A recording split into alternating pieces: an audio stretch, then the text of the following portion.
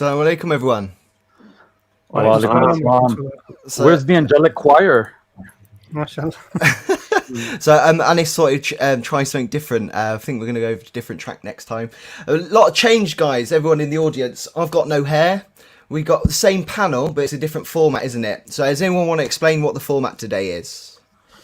Yeah, so basically we're doing an open format. So basically it's an invitation for anybody to come on. We're not going to do any subject. We're not going to present anything. We're just going to, very similar to the arena. We're going to invite you to come on and make your question, make your point. Inshallah. Very, very simple format. Very, very simple. Basically, every Sunday we normally have a point and we give our thoughts on it, and then we invite people on. But this one is literally open forum. Come on and let's talk about what you want to talk about. Inshallah. So those Christians that we sorry Sadat. So basically, when we're always avoiding theology, avoiding questions about the Quran, not avoiding them, but because we're trying to stay on the subject matter, today the floor is open. Sorry, Sadat. No, I'm saying presumably related to Islam and religion and faith, and not whether you can have pineapples on pizza or not. I hope so. Yes. Yeah, the link out there already then. It should be. Let's have a little look. One moment. I thought Anis was on that. Let's have a look. Sorry, guys. I do like pineapples on my pizza, though. So I do. Yeah, I'm a pineapple guy. If I'm it's a pineapple guy as well. Spicy pizza with a bit of pineapple on, I could refute that. I could refute that so easily. It's not even funny. I mean, here, let's have put a slice of orange on your pizza. Put a slice of lemon. It's another citrus fruit. Why the double standard? Yeah, I like orange in my pizza. I made a Chinese curry the other day with pineapple. I won't debate that with you, brother Sadat, because I think that might make a boring stream. Whether to have pineapple or not to have pineapple. How was your stream today, anyway, brother Sadat, on EFDawah? Alhamdulillah. Alhamdulillah. Our friend Case was on there again because last week he was saying that EFDawah doesn't give him time and EFDawah does, but he was on, and I wonder if he'll be joining in or popping in today. I don't know. Yeah, I think brother Case, he loves EFDawah, doesn't he? All right, guys, we've got a lot of people in the back chat, so let's bring them on. I think we just want to prioritize non-Muslims if we can throughout this, so that would be the aim. Richard is Steelman Apologetics, yeah? Should we pop him on first? Because he did get in contact with us.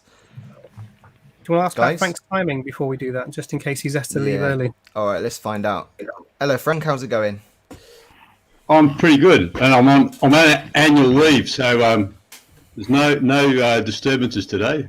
Oh, wow, Frank! I should say, I should wish you a happy Christmas. That's why I've got annual leave. We have our long break at Christmas, so yeah. So no work calls today. Fantastic. How much time have you got off, Frank? 3 weeks. Oh wow! Oh wow, that's a nice break. Yeah, that's a nice break. So, what's on your mind today, Frank? Well, I was just wondering what's happening then. So, are you still going to continue with the New Testament discussions? Yeah. Just basically because Ijaz is not feeling too well right now, we don't feel it's right to continue that particular project with him not on board. So we're when he's feeling better, then we'll continue with that. This is basically to fill in between, but we're going to make it fortnightly anyway now. So the gospel stream, the gospel historicity will be every 2 weeks. This will fill in the gap in between. Okay. And we're not holding you to a particular topic. That's all. But you can talk about anything you want, Frank. So there's no restriction. Oh no! Don't tell Frank that. No, it's got. The floor is open for don't give Frank the floor. Guys, are we? So what's the plan? Because one person emailed us especially to come on. Are we bringing him on first, or are we going to? Bring him on. We just Frank on just to test your timing. I can sit back for a bit. Yeah. Yep. Yeah, no worries. Everyone knows you, so we got someone brand new to freshen it up a bit, Frank. Oh, that's nice. See you in a bit. Frank will come on to respond to that anyway. Yeah. Here we go. Hey man, how's it going? Yes, you are. Super. Glad it's all working. I'm out on the countryside. Our internet is not fantastic, so if I suddenly disappear, do forgive me. Hi, Nazam. Good to see you. Hi. David is a prophet, don't forget. David is a prophet. Absolutely, yes. My foray into Muslim-Christian dialogue. David is Exactly, a prophet. yeah. I'm impressed with your setup. It's very professional. Thank you. I take inspiration from the video gamer scene. I believe you're quite a gamer yourself, actually. Yeah, I am. Yeah. I haven't got a good enough computer to stream the best games yet, though. But we'll see. Me neither. I like to watch. Cool, man. Cool. Awesome. So, what did you want to talk about, bro? Yeah, so the topic that I want to discuss, really, I wanted to get your guys' opinion on a couple of Quran verses. I brought this up with a few Muslim friends, one of whom kind of said, that sounds awesome. I agree with your interpretation. A couple of other people, I've not really got much of a response. If I could just really quickly paint the background to these verses. So as you guys know, it's really common in Muslim-Christian discussion thank you for the welcome. It's really common for Christians to say, look, the Quran affirms the reliability of the Bible. And then Muslims in response will point to a few verses that they say, no, actually what the Quran is saying that you need to do is you need to read the Bible in light of the Quran to then see that the Bible points you towards the Quran. And then I think this step has taken another step further by Shabir Ali in his debate with David Wood a few years ago, I think, on the topic, what is the Quran's view of the Christian scriptures? And he dived in specifically on the issue of whether or not Jews and Christians can find Muhammad spoken of in their scriptures. This, of course, is Surah 7, Ayah 157. And what Shabir Ali was saying is that, to find Muhammad in the Bible, you might need to use typology or midrash or pesha, reading between the lines and so on. So to get to the main point, during my study of the Quran, I just stumbled upon a couple of verses that I thought shed light on this issue. And the verses are in Surah 2, Surah Al-Baqarah, Ayah 146, and then Surah 6, Ayah 20. And I'd be curious to hear your guys' thoughts on what exactly those verses are talking about. Sorry, just repeat those verses? Yeah, sure. So Surah 2, Ayah 146. And then also Surah 6, Ayah 20.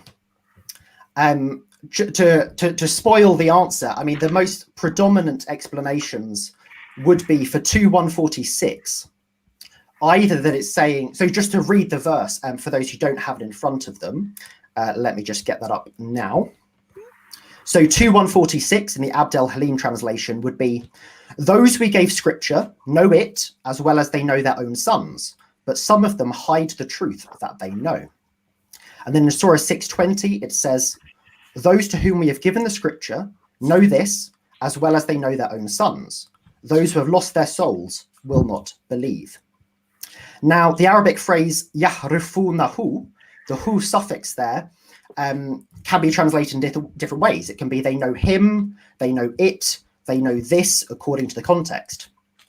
The major interpretations for 2:146 would be that those we gave scripture know either that the direction of prayer should be towards Mecca, which is the broader context that this verse is within, or that it might be talking about the Prophet Muhammad. And then 6:20, the most common Muslim interpretation is that this is talking about Muhammad. It could also be talking about those to whom we have given the scripture recognize the truth of Islamic monotheism, worship God only, no one else alongside him. And so the reason I think these verses are relevant is, A, I'm wondering what you guys think. Do you think we can find Muhammad very clearly in the Bible? Do you think we can find the direction of prayer towards Mecca very clearly in the Bible? Do you think we can find Islamic Unitarian monotheism very clearly in the Bible? And sorry, by the Bible, we can stick to the Torah and the Injil, the Torah and the Gospel. So these verses stress the clarity with which the people of the book will be able to find overlap or doctrinal harmony between the Bible and the Quran. I also believe there are verses which stress the specificity with which the Bible and the Quran agree on certain doctrines, but maybe we'll save that for another time. So yeah, what do you guys think? Okay, well, let me just start briefly. Richard, are you under the impression that we believe the Injil is the New Testament? Okay, so there are different answers to this topic. So in one of my videos, which I've recently released on Steelman apologetics, I outline what I consider to be the three main Muslim positions on this issue. No. Well, I'm asking what you think our position is, because you're asking us this question. So I'm guessing, because the more knowledgeable Muslims that I talk to, those who are more knowledgeable about the Bible, I imagine your position is that when the Quran is telling Jews and Christians to go to the Torah and the Gospel, although the Torah and the Gospel they have is corrupt, they can still figure out what is the Torah and the Gospel by reading their corrupted scriptures in light of the Quran. No. That would be my guess. No? Okay. No, the others might agree. No. We don't believe Jesus taught the New Testament. Yeah, we believe Jesus taught the Injil. Yep. So we don't believe Jesus taught the letters of Paul and the four Gospels as they are and all this kind of stuff. So for us to equate the Injil to the New Testament is completely wrong, and we don't refer to it. To be honest with you, the Quran and the way you speak about the Bible, the Quran doesn't even mention the Bible. It just sorry, I did clarify. Sorry, I use Bible sometimes as a shorthand. Sorry, I should be specific. The Torah and the Gospel, which I think the Quran. Yeah. Right. So when the Quran, sorry, just to clarify. So when the Quran says something like, let the people of the Gospel judge by what Allah hath revealed therein, what do you understand the Injil there to be? We believe, like I said to you, whether do you have the Injil today, I'm not sure. I don't believe you do. The Injil is what Jesus taught. Yeah. So you have to come from this paradigm. So the idea that when the Quran speaks about the Injil, it's referring to the New Testament, is not our paradigm. Just so you understand that as a base position. That's fine. I mean, I wasn't. Again, I tried to clarify. Fine. We can just talk about the Gospels and not Paul's writings, etc. No. So if you inferred that the not New at Testament all. was the Injil. That was all, and we don't really recognize that position. That's fine. So just to clarify. So when the Quran, says, "Let the people of the Gospel judge by what Allah hath revealed therein." Which verse are you referring to? Which verse are you referring to in that? So that I think is 5 ayah 47. And how do you understand that? Well, so whatever it's exactly talking about, I mean, I think the context is about perhaps ritual or legal judgments. But even so, it says, "Let the people of the Gospel judge by what Allah hath revealed therein." So in some sense, the people of the Gospel still have the Gospel at that time. We also see this in Surah 7, ayah 157, where it says, they, the people of the book, find Muhammad written with them in the Torah and the Gospel. So it seems they still have the Gospel. From what you said a few minutes ago, I'm wondering if you think perhaps the true Gospel still existed in 7th century Arabia at the time of Muhammad, but that's something very different to kind of the manuscript history that we have. This is what I'm saying to you, because you're building up all these premises. So the way I believe you should approach it, and I don't know if the other guys agree or not. Let's start with that. It is what that verse is referring to. Okay. And then you can build upon that, because once we realize that verse may not be saying what you think it's saying, it might collapse the whole thing anyway. Yeah, sure. So how would you respond to this? Well, I was interested in commenting on one particular aspect of what Steelman said, if I am following correctly here. Please call me Richard. Oh, sorry, Richard. Sorry, Richard. Okay, no. Yeah. So one part of Richard's three-part question was, would we find the direction of Mecca as the direction of prayer clearly foretold or clearly taught to us in the Bible? I feel that might be a little bit of a straw man, because Surah 2 verse 146, which says Alladina ataynahumul kitaba ya'rifunahu. If the pronoun who is referring to Prophet Muhammad, peace be upon him, not to Islam, the complete package, but specifically to the Prophet Muhammad, his prophethood, his being a prophet, then the question should remain: is Prophet Muhammad prophesied in the Bible? Not is Mecca as the direction of the Qibla, is that prophesied in the Bible? I hope I'm making that clear. And just on a side note, just something I wanted to share with the Muslim viewers, since this is kind of a loosely organized show today, is when Allah says, "Alladina ataynahumul kitaba ya'rifunahu kama ya'rifuna abna'ahum." I just wanted to share this on a side note, is that why does Allah say that they will recognize Prophet Muhammad, peace be upon him, as they recognize their own children? Why didn't it say that they will recognize the Prophet Muhammad as they recognize their fathers, for example?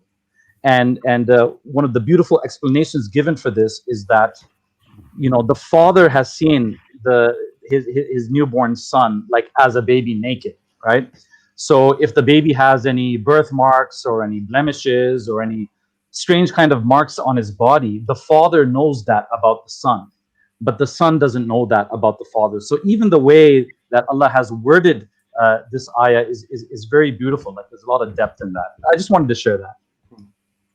Thank you. Can I respond to that? Is that okay? In terms of a straw man, and obviously I've got to refute any allegations of straw man, given that I've built my channel upon the opposite, steel man arguments. So I wasn't actually saying that you necessarily believe that the direction of prayer is in view. I just listed that as one of kind of a few major options. If that's not what you go for, that's fine. I actually do go for that, and I argue that in my videos, and some of the early Muslim commentary goes down that route. But if you think it's about Muhammad, that's fine.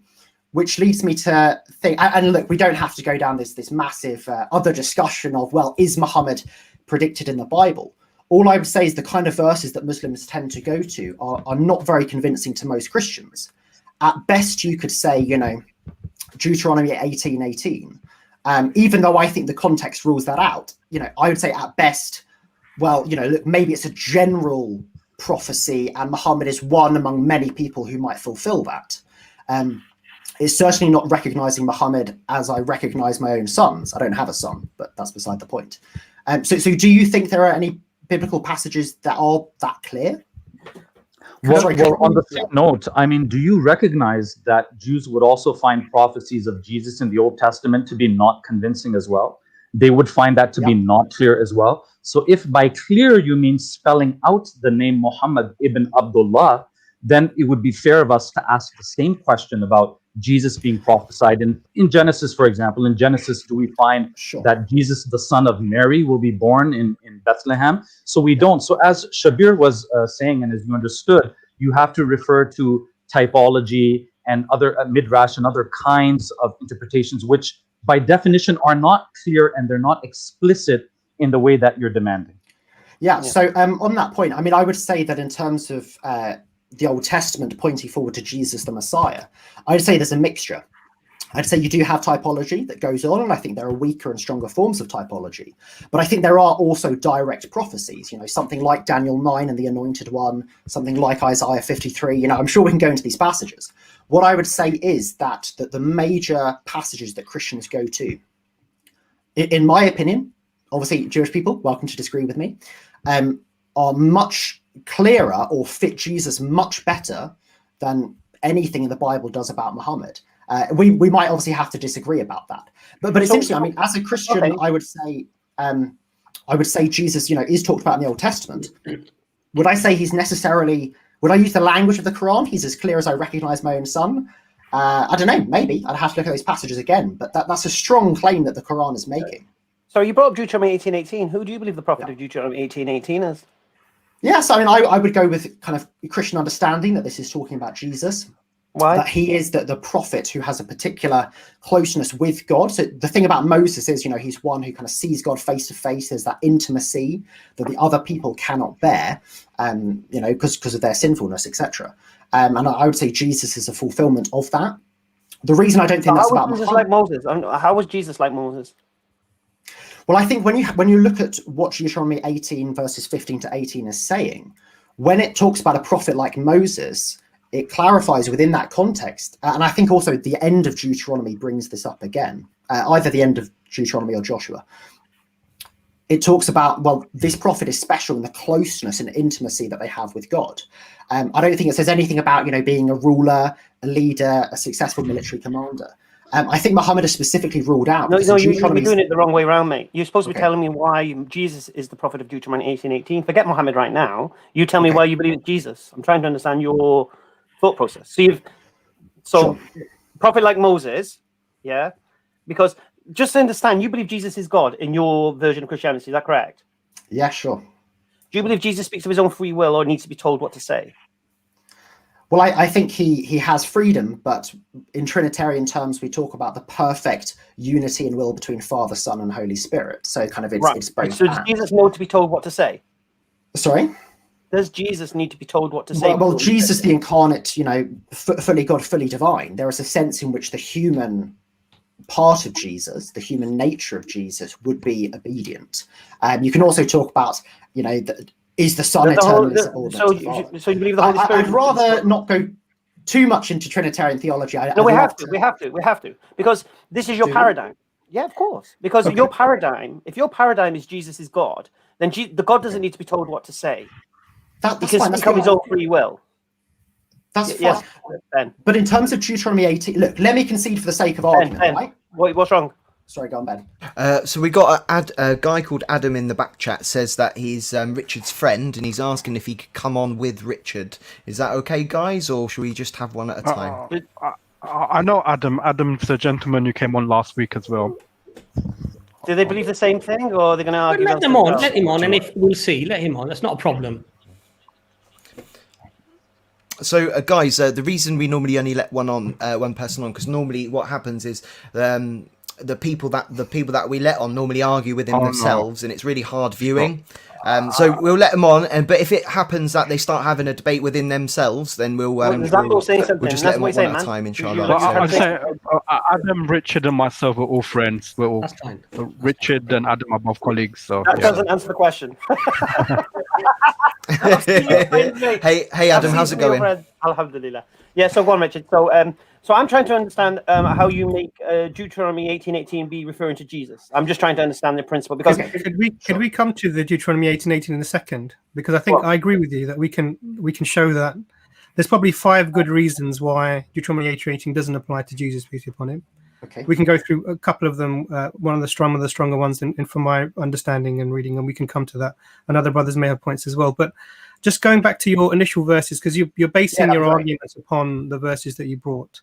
And the verses, I had a quick read of them while you were, you mentioned them. So one was verse 6, 146, you said, yeah? Yeah. To those who were given the scripture, recognize, those we have given the scripture recognize this prophet as they recognize their own children. Yet a group of them hide the truth knowingly. This is the clear Quran translation. Oh, yeah. And then I looked at the other verse that you mentioned, which was 6:20, and 6:20 says, those to whom we gave the scripture recognize him to be a true prophet as they recognize their own children. Those who have ruined themselves will never believe.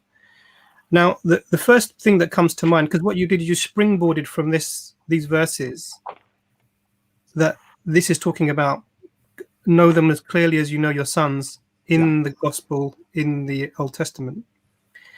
Now, well, if you go down the route of saying it's Muhammad, yeah. No, so I'm not even saying that. So what I'm saying is the first step you take after reading the verses is this is referring to the scripture that the people have. But what this recognition is pointing at is just they recognize him. It doesn't give you a place to recognize him, unless you're asserting that this place has to be within the scripture itself, because that seems to be the basis of the argument. So this is talking about recognition within. And this is where you go from recognition within the text. Yeah. So what I'd like to know the first step is, how do you make that leap? Do you appeal to other verses within the Quran or the Hadith that point towards this? How do you make that step? Yeah, absolutely. Thank you. That's a great question. So I'd provide a number of responses to that. Number one, if not in the scriptures, then where else? In fact, I'd say the very phrasing of these verses, those we gave the scriptures, suggests there's something relevant about that, which is why they're able to recognize it. So just to make a point there, so those we gave the scriptures is people. This is a group of people who have received the revelation. Yep. The question is about the claim of that the recognition has to be within the scripture. So I would say, as a Muslim, I'll give you my Muslim position. Obviously, I agree with Hamza completely. What you call the gospel and what you call the Old Testament, we don't refer to as the Torah and the Injil per se. Conceptually, they're different things. Okay. Even though historically, if we're looking at it, we can talk about what that might mean in terms of scripture itself. But the first point is really how you're going to make that leap from the people. So saying that the people who we gave the scripture, i.e. Ahl al-Kitab, these people who are the people we give them the scripture to, the people of the book, they recognize the Prophet Muhammad, peace be upon him, like their own sons. So that's the general claim. You're specifying that by saying that this has to be a textual recognition, and I'd like to know how that first step that you make, where you make that first step from. So I'd say it's in line with the broader Quranic usage. I think that it's interesting. In the verse it says those to whom gave the scripture, but you're right, that doesn't necessarily settle it. But so for example, if you want to go down the route of saying it's the prophet that they recognize, well, as we mentioned, 7157 explicitly says, they will recognize him, they will find him written, maktub, in the Torah and the gospel, which is with them. So that very much suggests, and I say it's a broader... They will find him. It says they find him mentioned in the Torah and the gospel that's with them. This is a descriptive. It's describing them both in chapter 2 as well as in Surah Maida. It's not a directive, but it's describing the characteristics of those that follow the Prophet Muhammad from a Jewish and Christian background. It's describing the description in that they recognize the Prophet Muhammad as they recognize their own sons. It's not a directive as some people understand it or take it to mean. Okay, we've disagreed about this privately, and maybe I could come back to that in a little bit. Just to finish quickly, because I know we like to jump in, and I agree, you've got to fact check all of my points, but just to try and make my case briefly, I'd say it's an overwhelming Quranic paradigm that the Quran repeatedly tells the people of the book either to judge by their scriptures or it expects them to recognize things therein. So, for example, when 9:111, it's talks about a promise binding in the Torah and in the gospel that those who kill and are killed in the way of God, they shall have paradise as a reward. In 4829, where it talks about those who have a mark of prostration, that is their similitude in the Torah, and their similitude in the gospel is that they're like a seed, a plant that grows up. The Quran, it says about the 9 signs that were sent to Pharaoh, and it says, ask the children of Israel. So I'd say repeatedly there's a Quranic paradigm, which is, ask the people of the scripture about the scripture. These are things you should recognize from the scripture. And I think 2146 and 620, if it's not saying they recognize the prophet or the direction of prayer, whatever, if it's not saying they recognize that from the scriptures, where do they get this knowledge? Why do they have particular insight and knowledge? So that's a fascinating question. So it's interesting that what you've done is you're appealing to the broader Quranic perspective on the Old Testament and New Testament, or the Torah and the Injil. We're sort of skirting this issue of, are we talking about the same thing conceptually? Because we've already put forward, Hamza's put forward that we're not. Now you've raised some verses which appear to be supportive of the New Testament at the time of the Prophet Muhammad, peace be upon him. But there's lots of verses actually that talk about the fact that it's not as it should have been. So, for example, Surah Baqarah, verse 40 and 42, talks about believing in the gospel and the Quran, and talks about the Quran confirming what is with you, and also telling you not to sell my signs for. I'm not just paraphrasing, not to sell my signs for a small price. 275 to 79 talks about the oral and written corruption of the Old Testament. I've got that here. I'll read that to you. I'll start from 75. Do you believers still expect them to be true to you? There are a group of them who hear the word of God, then knowingly corrupted after understanding it. When they meet the believers, they say, we believe, but in private they say to each other, will we disclose to you the believers the knowledge God has revealed to you, so that they may use it against you before your Lord? Do you not understand? Do they know that God is aware of what they conceal and what they reveal? And among them are illiterate who know nothing about the scripture except lies, and so wishfully speculate. So woe to those who distort the scripture with their own hands and say this is from God, seeking a fleeting gain. So woe to them for what their hands have written, and woe to them for what they have earned. So there's two things here.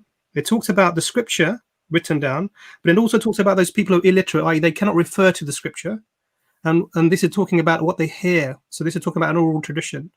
So this verse talks about corruption of both the oral tradition as well as the written tradition of the Old Testament.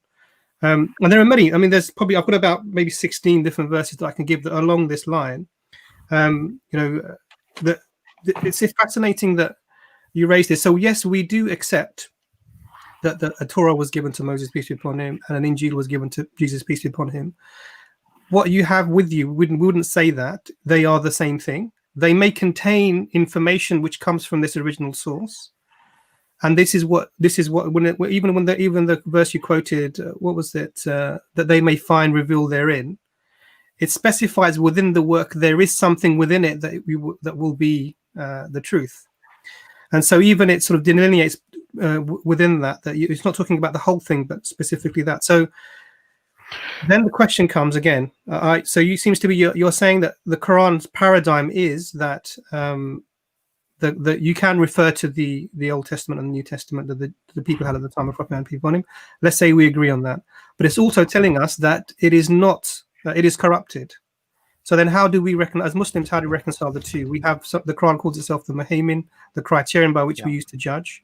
Yeah. And so when it refers to things, we do expect them to be there. But in those two verses you quoted specifically about whether it's the Qibla or whether it's the Prophet, peace be upon him, whether it's the truth, these are the three things you mentioned. None of them necessarily from those two verses are scriptural. They could be oral, they could be traditional, they could be other things. I'm not arguing that they're not scriptural. I think we can come to that, and we're going to other verses that may show what we think that they might be. But I think that first step is missing, honestly, Richard, if I'm honest. Yeah, that's fine. And also, sorry to cut you, Richard. Also, I feel that verses can be applied to Jews and Christians, even today. So, for example, in terms of Jews, the Stone Edition, which is like a mainstream Jewish Bible commentary, they recognize Islam as being a fulfillment of Genesis chapter 17, verse 20. As for Christians, Dr. William Montgomery Watt has written a number of biographies about the Prophet Muhammad, and he recognizes Deuteronomy 18 could be applied to the Prophet Muhammad. So when the Quran describes these, people of the book as recognizing the Prophet Muhammad as though they recognize their own sons, you have even scholars today such as Hans Kuhns, who's now sadly passed away, I think. But you have Montgomery Watt, Keith Ward is another one who recognize the prophethood of the Prophet Muhammad. So I'm not denying that certain Jews and Christians, particularly those who, for whatever reason, and it's interesting, some of these guys, I'm not sure that Hans Kuhn particularly is famous for being quite liberal. I'm not sure how many of these guys are necessarily would believe. Well, but your Muslims can apply to these people. Okay, but so first of all, even if they think these verses might apply to Muhammad, I don't know if they're saying Adam, for example, our friend Adam, he will be considered a liberal as well. But he's still Christian nonetheless. That's fine. We can get his view in a minute. But just to respond, so first of all, the fact that they might think some of these find fulfillment in Islam, there's a difference between find fulfillment in etc. and being as clear as they recognize their own sons. I'd be curious if any of those scholars think that anything in the Bible. Sorry, can I just finish, Nazam? Sorry. I'd be curious if any of those scholars think that it points to Islam with that clarity. But I would also say, those scholars, to my knowledge, generally or all of them, have a methodology that you and I would not accept, which is we are people of Scripture. We believe in all of Scripture, and we believe that when we're interpreting certain prophecies and so on, it must be done in light of the harmony of Scripture.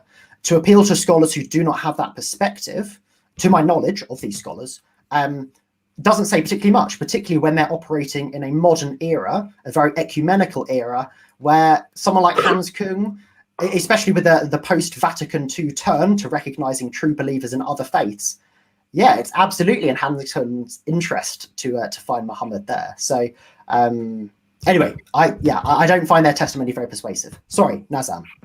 Well, I mean, and if you look at the methodology that they apply, I don't see it's any different from how the New Testament applies the same methodology when seeking prophecies for Jesus. Because on a number of occasions, you find, for example, Matthew's Gospel cites passages which today we would see as being taken out of context.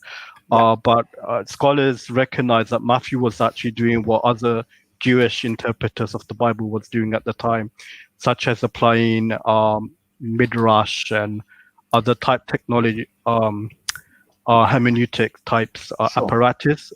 But sorry, can I just quickly jump in, Nazam? The problem is with that view is that though I agree, Matthew does do that. So does Paul. Paul does it as well. Paul probably does it even more. Is the way that New Testament scholars can understand that, one being myself doing this, is that we can actually compare texts of that time. Like you said, you can compare the Midrash, the Talmud, and the Mitzvah. You can compare these texts. The problem is you can't do that with the Quran. There is nothing to compare with you to make that argument. So when you're going to say, well, the Quran's just might be doing that, well, what's your evidence it's doing that? I'm saying that the Jews and Christians that the Quran is describing, it's describing them as if they are doing that, because this was a well-known interpretive methodology at the time, which Jews and Christians were familiar with anyway. And so given that that they already used these methodologies for Jesus, for example, to find him in the scriptures, they also used this methodology and they found the Prophet Muhammad as well, such as in Genesis chapter 17, verse 20, where it speaks about Ishmael being blessed and made into a great nation, as well as in Deuteronomy 18, Montgomery Watt understood the word prophet used in a distributively sense, meaning that there will be like many prophets, which could include the Prophet Muhammad as well. But that makes my point all the more. If Muhammad Watt, by your own mouth, has a distributive sense, it's incredibly general. And Muhammad is not clearly recognized as you recognize your own sons. He's just one person who possibly fulfills that category, but that's not directly what the passage. Well, if you look at Islam as being the last major world religion, human civilization, since Islam, there hasn't been like another religion or faith that has globally dominated the earth. And the Stone Edition, they recognize that that the Genesis 17:20 passage was fulfilled with the rise of Islam, and we know the rise of Islam was caused by the Prophet Muhammad beginning his mission of preaching and receiving the revelation of the Quran. Yeah, so I just wanted to respond to, was it Naveed? Yes, David is indeed a prophet. And I think we can go back and forth on this all evening, and maybe we can come back to it later. It's fascinating. I don't want to... Can I just come in there? Richard? Abbas, yeah, hi. Hi, Richard. Richard, let me just ask you a rational question, if I may. If something is not found today explicit, as you would claim, about the Prophet Muhammad, peace be upon him, what are the main two variables, would you say, as to why that would occur? The main two variables, I mean... The main two reasons. Sure, I mean, well, the options could be that the Quran thinks there's something very clearly said about Muhammad in the Torah and the Gospel, which in fact is not there. No, I think logically you could come with two things. Number one... Okay. You could also... Sorry, you asked me, let me finish. It's also possible... Okay, go on. Okay. That the Torah and the Gospel at that time had these descriptions. I would disagree with that strongly, but that's another option. What are you thinking of? Okay, so the logical options that I have is that either it never existed in the first place, that's a rational possibility. The other rational possibility is that it did exist, but it was removed by people because obviously it didn't suit their doctrine. They didn't want to accept this Arab prophet that came along, right? Yeah. Okay. Out of these two, there is one that we can empirically establish that has occurred, which is that mass corruption has taken place of the text. So my response to that would be, and this is one of the options that I mentioned in one of my videos, we have manuscripts of the entirety of the New Testament, of the four Gospels, of the Old Testament, of the Torah, centuries before Muhammad, right? And you're right, the Islamic tradition does often, when it talks about textual corruption, it often talks about, the Jews in conflict with the pagans. They say, look, when the prophet comes, he's going to be on our side, and we're going to, kick you out. We're going to overcome you. And then once Muhammad comes, then they corrupt their scriptures. The point is, though, we have manuscripts centuries before Muhammad even comes. The majority of the manuscripts are after the 9th century, which would make them after Islam.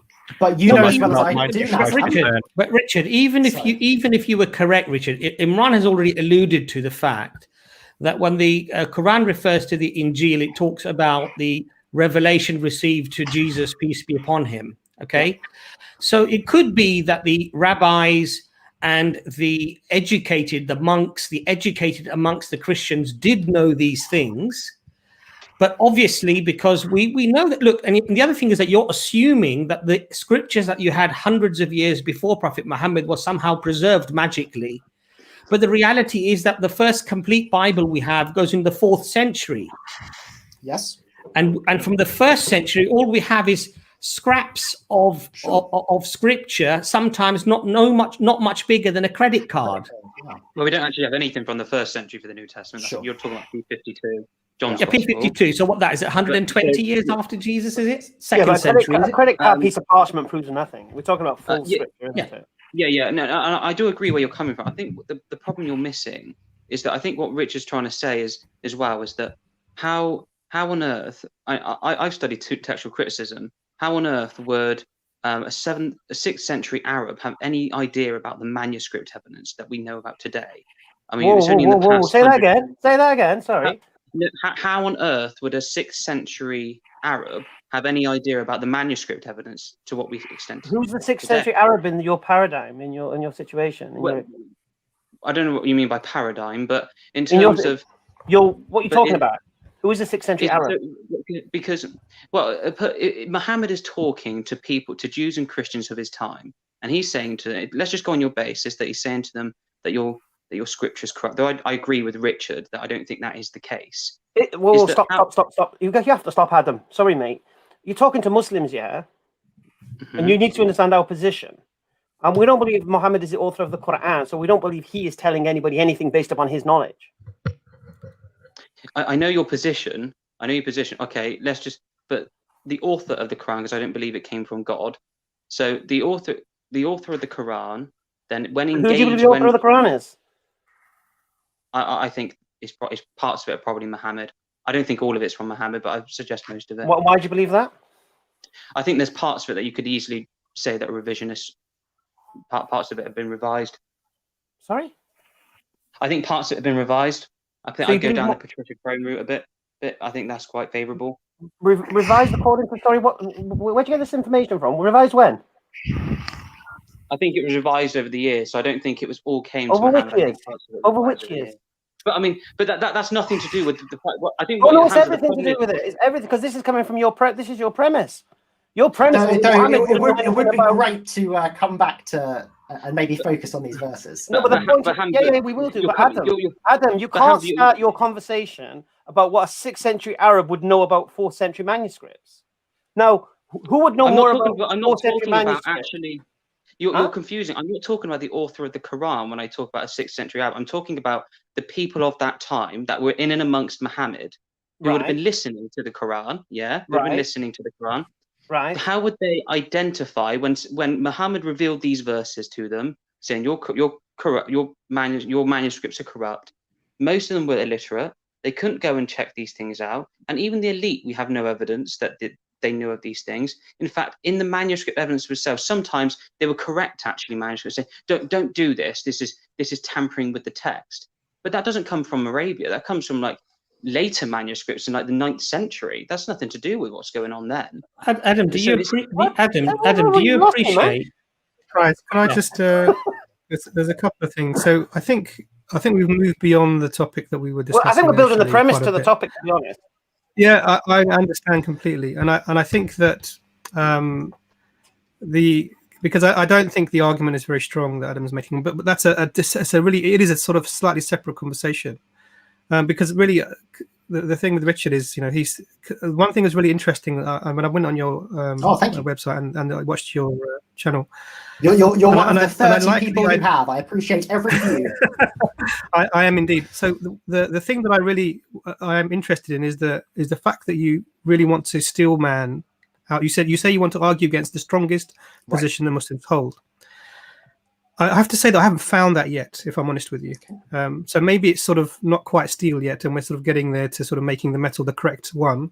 Yeah, but what I would say is that, and the reason is the first step. I'll come back to the first step. The first step is not established, and the first step is this referring to the people or is it referring to the text, and evidencing it. So that if you take the words as they're written in the Quran, the 2 verses you've given, it's referring to the people who we gave the scripture.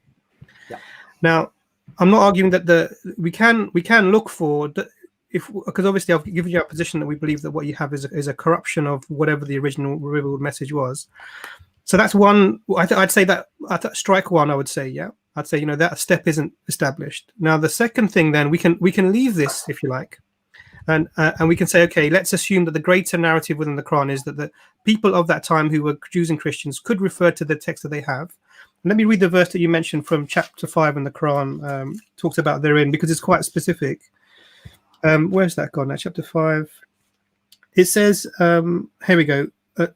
Verse 46. Then in the footsteps of the prophets we sent Jesus, son of Mary, confirming the Torah before him, and we gave him the gospel containing guidance and light, and confirming what was revealed in the Torah, a guide and a lesson to the God-fearing. And this is the verse that's important. So let the people of the gospel judge by what God has revealed in it, and those who do not judge by what has revealed are truly rebellious.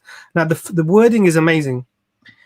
The people of the gospel judge by what God has revealed in it. So it's talking about the gospel, but there is in it something which is revealed. Now, what I would say is this is for me, when I'm reading this, is specifying those portions of the gospel that you may have that may contain something which is which we refer to as that was revealed, i.e., something of the message would have been written down. Now, if we take this paradigm and if we take for you that first step, if we grant it to you, but like I said, it's not established. The question then becomes: is this something that will hold up to examination in the Old and New Testaments? Can we see something? And this is where Hamza was going on the discussion about Deuteronomy 18:18. I think the Quran. I think really talking about with the Quran and except because you're using the Quran as you're taking it prima facie on its face value, and you're taking this is what it says for you Muslims. So let's analyze this, right? So talking about whether the Quran is revising, I think this is irrelevant, I think, at this current stage. So the question would become, and this is where probably Hamza is going to come in, or Brother Sadat or Nazam, even Abbas, is if we were to grant you that this is talking about the scriptures specifically as opposed to the people, again, even within this, it doesn't talk about specifics. It just gives you this idiom: recognize you as they recognize their own sons, as Brother Sadat so succinctly mentioned. But you seem to specify beyond that. You saying that this has to be a recognition of, and then you rattled off I think you mentioned a seal. I think you mentioned a physical description. Where this again another step that you've taken. Oh, I don't know if I have yet. Maybe I did. But yeah. You mentioned that sort of maybe you didn't intend to. Maybe you misspoke. But that's another, for me, that's another step. So what you're adding on to the layer is this is talking about scripture, not the people.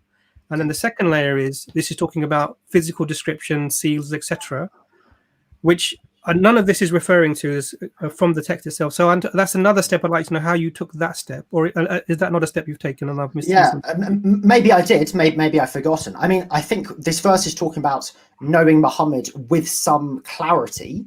I don't know if I used the word kind of description. I mean, it is interesting that in some of the early Muslim literature, I think Al-Wahidi, for example, you do get a lot of these descriptions about, they recognize his characteristics, his height, the lump between his shoulders, hair color, in great detail.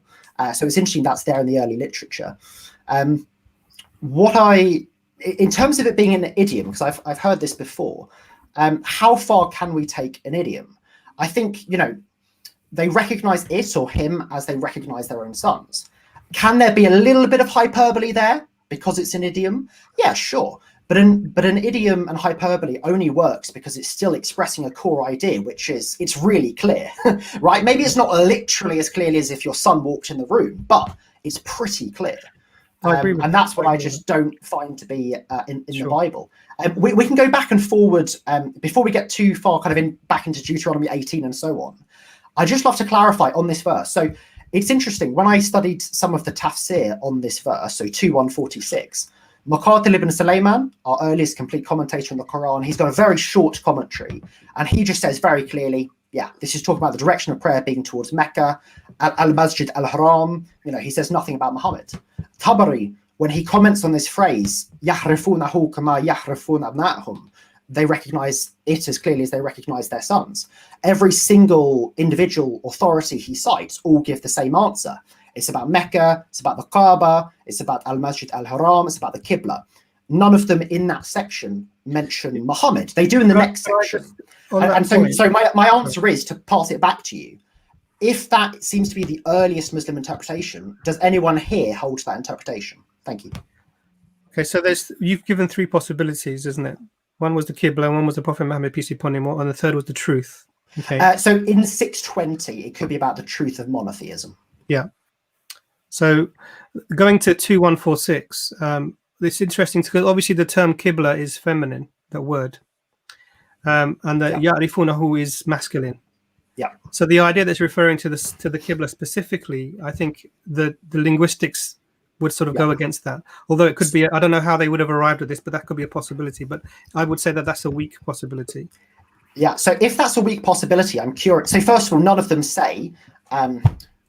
kind of necessarily say, you know, that the masculine suffix matches up with the feminine noun. Of course, you know, that would be bad grammar.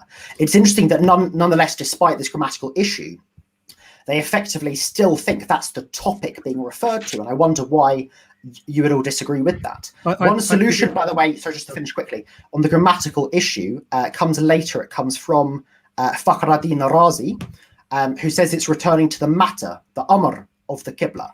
You could also say it's referring back to, you know, al-masjid, which I presume, unless I've looked it up and it's a strange feminine noun, I presume that's a masculine noun. So there are different linguistic options, but I wonder, why do you think those early commentators got it so wrong? If they did.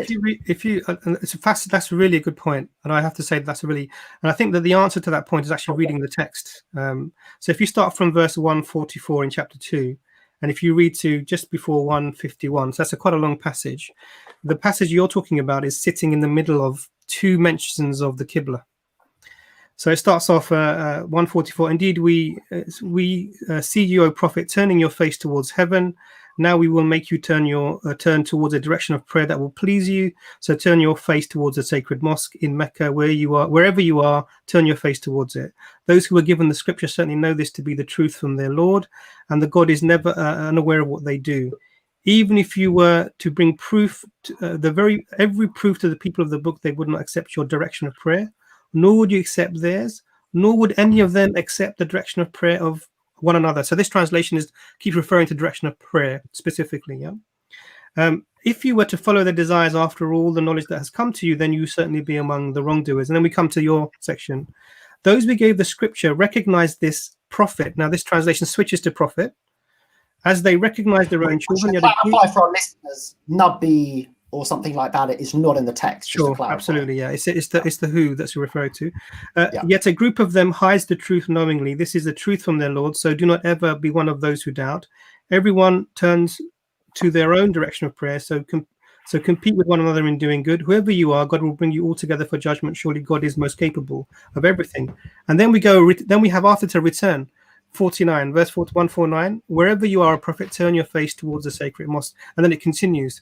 So because this passage is in the middle of two mentions of referring to the mosque, sacred mosque, or referring to the Qibla, this is where some commentators have said, okay, now this is also referring to that. But then obviously the list, so this is probably a valid way of describing it, but it's all about the possibility. So the fact that the Qibla is feminine, and the fact that the who is obviously a masculine, referring to a masculine, that makes it unlikely, and it specifically mentions the Prophet, peace be upon him.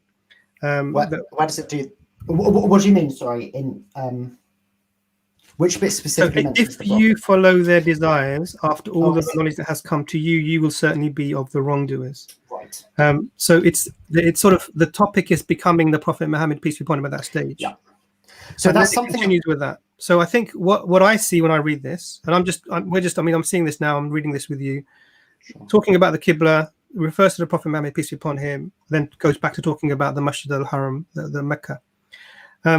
So I understand why the commentary is that way. Linguistically, the who and the Ya'rifuna, and then the Qibla, which is feminine, they would be actually against each other. Although could be a possibility, like you mentioned, of a contextual possibility. Sure. So no one's saying, obviously, that a masculine pronoun or suffix is matching up with a feminine noun. You know, no one's saying that. That's kind of first-class bad Arabic grammar. A few responses. It's interesting, actually. You're right, and I forgot to point this out. But if you go back to verse 144, it is actually, I think, clearer there, and I think clearer how you read it, that the people who were given the scripture are supposed to recognize the direction of prayer. That seems to be the context there. The reason I don't actually focus on that verse and talking with Muslims is we don't have that golden phrase, they recognize it as they recognize their own sons. But even if the clarity element is not there, I'm still curious your thoughts on verse 144. Are the people of the scripture supposed to recognize the Qibla, the direction of prayer being towards towards Mecca. You're right. So you can actually take verse 146 and kind of the half verse before and then the verse afterwards, think that the topic has shifted to the prophet. For anyone, I do acknowledge that, I think, on my website. In my video series, one of the next videos I'm going to be doing is going to be listing that possibility. And it is a possibility that we get a shift here to the prophet. I don't think it's about that. I think kind of the 5 verses before and the kind of 3 or 4 verses after are all about the Qibla. I don't think that's actually shifted. It's also interesting, it's talking second person singular. Verily, if you follow their desires, talking to the prophet, and then it shifts to third person, those to whom we gave the scripture recognize it or him. I might they recognize you because it's talking in the second person. But also, I do, in one of my longer writings on this topic, I actually argue that whatever the who might be referring to, the direction of, Al-Masjid al-Haram, the prophet, perhaps even the kitab of those to whom we have given the kitab, one still has to ask what in the context prompts this recognition of the book, this recognition of Muhammad. And I think the point is still the same, which is it is the harmony in teaching on the doctrine, on the topic of the direction of prayer. That is how they recognize that this is indeed the truth. Ben, hi. Hey man, just want to remind the panel we've been on this subject for 50 minutes now. This it's all good. It's really interesting, Richard. But we can leave it there for now if you like. Yeah, I think what would be really lovely. I don't know about you guys, on EFDawah guys, but this would be perfect for a perfect storm. So it'd be awesome for a different where we can actually do a whole live stream on this subject. So the point of this subject, this live stream, is to get lots of different people on, like quick snap conversations and so on. But it was too juicy to kick you off, bro. But I'm afraid I'm gonna have to. If I can just add one last thing. Of course. Before Richard goes. Yeah, of course. I think Richard. The other thing is that I do find it unusual that non-Muslims try to interpret the Quran without using the mutawatir hadith, the hadith that we have, a rich tradition of hadith, which actually explain the verses. And then on top of that, we have the seerah of the Prophet ﷺ that also explain the verses. And so we have this rich tradition. And so all of that is negated. The other thing is that you use the Bible to judge the Quran, whether it's something is valid or invalid. But what you have to first establish is that the Bible itself is reliable and has been preserved. And quite frankly, Richard, for us to be even having that conversation honestly in the 21st century, in 2020, is really ridiculous. I mean, it just is. Because you'd have to believe in those things theologically, but there is no empirical evidence that we can see that proves that the Bible is preserved. In fact, we see the exact opposite. The exact opposite. And so for you to then say, oh, because the Bible says this, therefore, and it goes against what the Quran is saying, therefore the Quran has to be wrong, you haven't even established that what you have is from God. So I know we have to finish. Ben, can I respond to that? Or yes. Yeah, thank you. I think that'd be fair. So just on the last point, I think you can make a good historical defense of the Bible. I've spent many years looking into that.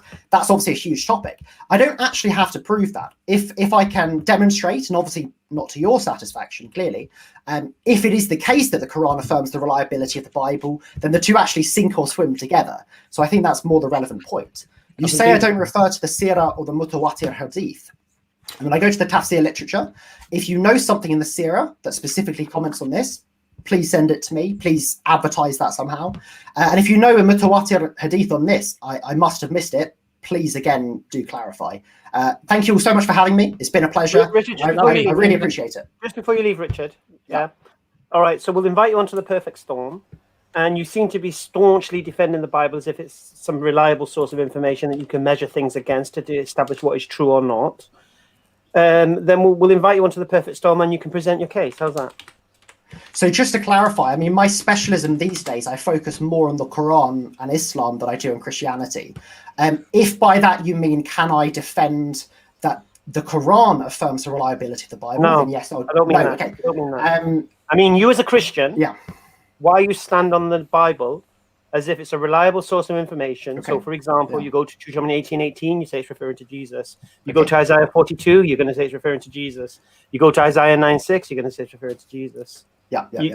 Yeah, you're going to quote Gospel of Matthew and Mark as if these events historically happened. Okay, that's your premise. And then from there, you're trying to launch onto Islam to try and show how Islam is false, yeah? But what I want to do, I want to challenge your premise. Okay, that's not all I'm trying to do. I was also just really curious your guys' interpretation of 2146 in light of your own opinions, the tafsir literature, etc. Yeah, I want to challenge your premise. That's fine. I'm probably not the best person to do that. I don't focus on defending the Bible. I focus on the Quran. So if you want, how do you know the Bible? Why do you believe the Bible's reliable then? If you don't, so I've got reasons to believe that as a Christian, but that's not what I focus on in my apologetics. In my apologetics, I think using the Bible is relevant. Forget your apologetics right now. Let's just because of what I think. Sorry, why do I think the Bible's reliable as a Christian? Deal with your position as a Christian.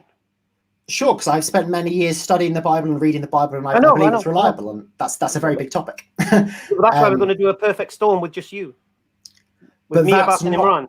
Okay, there are Christians who will do a much better job in terms of the manuscript evidence, in terms of critical theories about authorship. That's not my forte.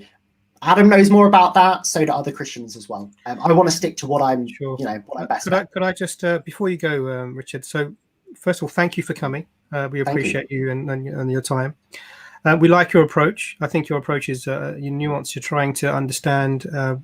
We've pointed out a couple of things that we found that weren't sort of maybe steelman enough. So one is that step is it talking about the scripture or the people, and the second step was how descriptive is descriptive. And I agree with you. It actually has to be pretty clear, whatever it's referring to. And that's probably where the conversation will go, because I don't think that first step can be established from the text alone.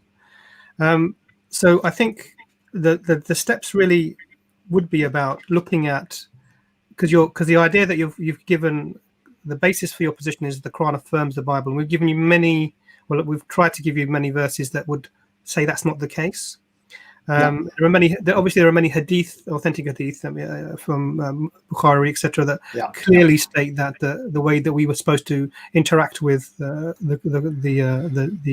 Gospels, etc., and they also confirm that this is the fact that they're corrupted, etc. So that is our standpoint. Now, I think what would be interesting to do then is to have either you can establish that first step and also that second step of how descriptive that we'll be talking about, and then we can talk about some of the things that we're disagreeing on as could be referring to, because you're happy to use typology for Jesus, peace be upon him, in the Old Testament, and I would say that's probably a reason only as a supplementary argument, just to make that clear. Sorry, supplementary to what? Sorry.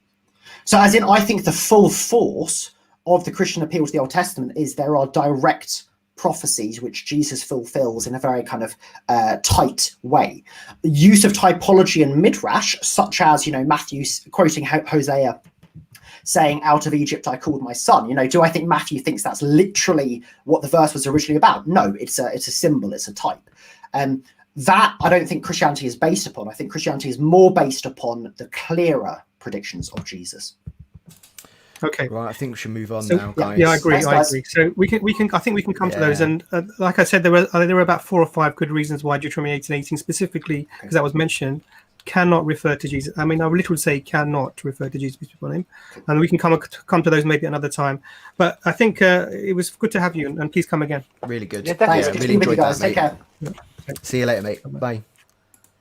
Well, I didn't realise that was an hour. Gosh. Okay. Goes quick, doesn't it? Right, Frank. Hello, mate. And also, can I thank Adam for coming as well? So. Yeah. Adam's still here. Adam's. Adam's gone again, but he's welcome to come back on after. I think it's not fair to push in the queue. Basically, we've got Ryan in the back chat as well. Just very quickly, Nazam, did Richard say that you quoted Professor William Montgomery Watt? Did he say that he didn't explicitly? I have the book here. Yeah. Yeah. Did he say that he did not explicitly recognize Prophet Muhammad as being a prophet? Did he say that? Well, in this book, he refers to Deuteronomy 18:18. No, I'm just asking specifically, Nazam. Did he say that William Montgomery Watt did not recognize Professor William Montgomery did not recognize explicitly Prophet Muhammad as being a prophet? Basically, there's 2 William Montgomery Watts. One is the Orientalist, and he did recognize the Prophet Muhammad, at least from this book. And then there's the Christian apologist or the Christian debater, and he doesn't. So the other Christian debater, he was William Lane Craig and Ravi Zachariah's teacher, but he's someone completely different. But, I see. Okay. Well, I got a quote here that it says that he does, but it must be the other William Montgomery. Yeah, exactly. Yeah. Okay. I just want to raise the point of, like, you've done had a lot of attacks on the Gospels, etc., but you've not really put forward a counter narrative to explain what happened. And what I'm saying is, these things were written at some time, some place, by some people. And there's a lot of stuff in the Quran which assumes the Bible is there. I mean, like, you've got, it just, it refers to Jesus, it refers to Moses, Abraham, all these people. And the Quran doesn't give much background about them, but it assumes these people are real. So at the bare minimum, the Quran is accepting some percentage of the Bible as being correct. But you're not really, you're kind of dismissing anything that the Gospels say, as if you're just saying it's corrupted.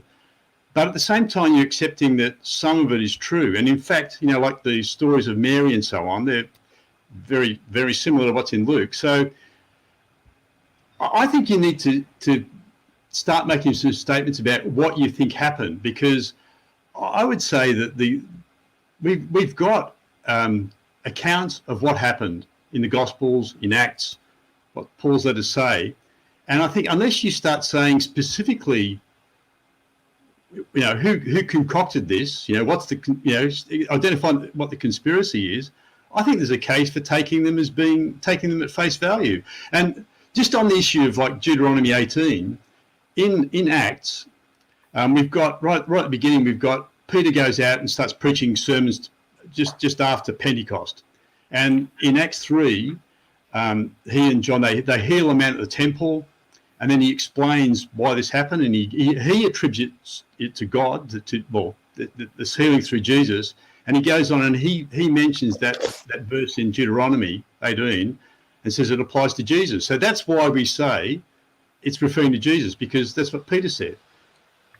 Could I just on that specific point, because actually this verse, I would say, Frank, is actually very much against what you're saying. And so let's read it. So this is Deuteronomy 3. Let's read from 20, verse 17. Yeah, verse 17. Yeah. So now, fellow Israelites, I know that you acted in ignorance, as did your leaders, but this is how God fulfilled what he had foretold through all the prophets, saying, this is his Messiah, that his Messiah would suffer. Repent then and turn to God so that your sins will be wiped out, that the times of refreshing may come from the Lord, and that he may send the Messiah who has been appointed you, even Jesus. So this is laying out that, that the Messiah must suffer, and you have to repent and turn to God, and they're waiting for this. So he has wiped out, and that he may send the Messiah who has been appointed for you, even Jesus. Heaven must receive him until the time comes for God to restore everything as he promised through these prophets, holy prophets, long ago. Yeah. So Jesus, this has been said that Jesus have to remain in heaven until the promise. Until heaven must receive him until a time comes for God to restore everything as he promised long ago through his holy prophets. And then you get the reason when Jesus will be returned, i.e. the thing that he has to wait in heaven for. For as Moses said, the Lord your God will raise for you a prophet like me from among your own people. You must listen to everything that he tells you, and anyone who does not listen to him will be completely cut off from his people. So what this is saying is Jesus came, he suffered, he's in heaven, and heaven must receive him until the time comes for God to restore everything. And what are we waiting for? And the quote from that Deuteronomy 18:8 is given. So Jesus has to stay in heaven until that fulfillment of Deuteronomy 18:18 occurs. So that's this verse actually, if you read it, Frank, carefully, is actually saying the opposite of what you're saying. It's not saying that Jesus is the prophet of Deuteronomy 18:18. It's saying that he has to wait in heaven until the prophet of Deuteronomy 18:18 comes. So this is it's not actually for you. This verse is actually opposite for you. So now, who is the prophet that's come to fulfill Deuteronomy 18:18? We can have that conversation. The thing that we know from this verses are definitely not Jesus, peace be upon him. Why? Because heaven, it says here very clearly, heaven must receive him, i.e. Jesus, until the time comes for God to restore everything, as he promised long ago through his holy prophets. And what was the promise? For Moses said, the Lord your God will raise up for you a prophet like me from among your own people. You must listen to everything that he tells you, and anyone who does not listen to him will be completely cut off from his people. So this is absolutely the opposite of what you're suggesting. So the prophet of Deuteronomy 18:18 is someone that will come after Jesus is in heaven, which we hear from that. And then only after that prophet comes will the Messiah come again. And this is obviously the Muslim belief.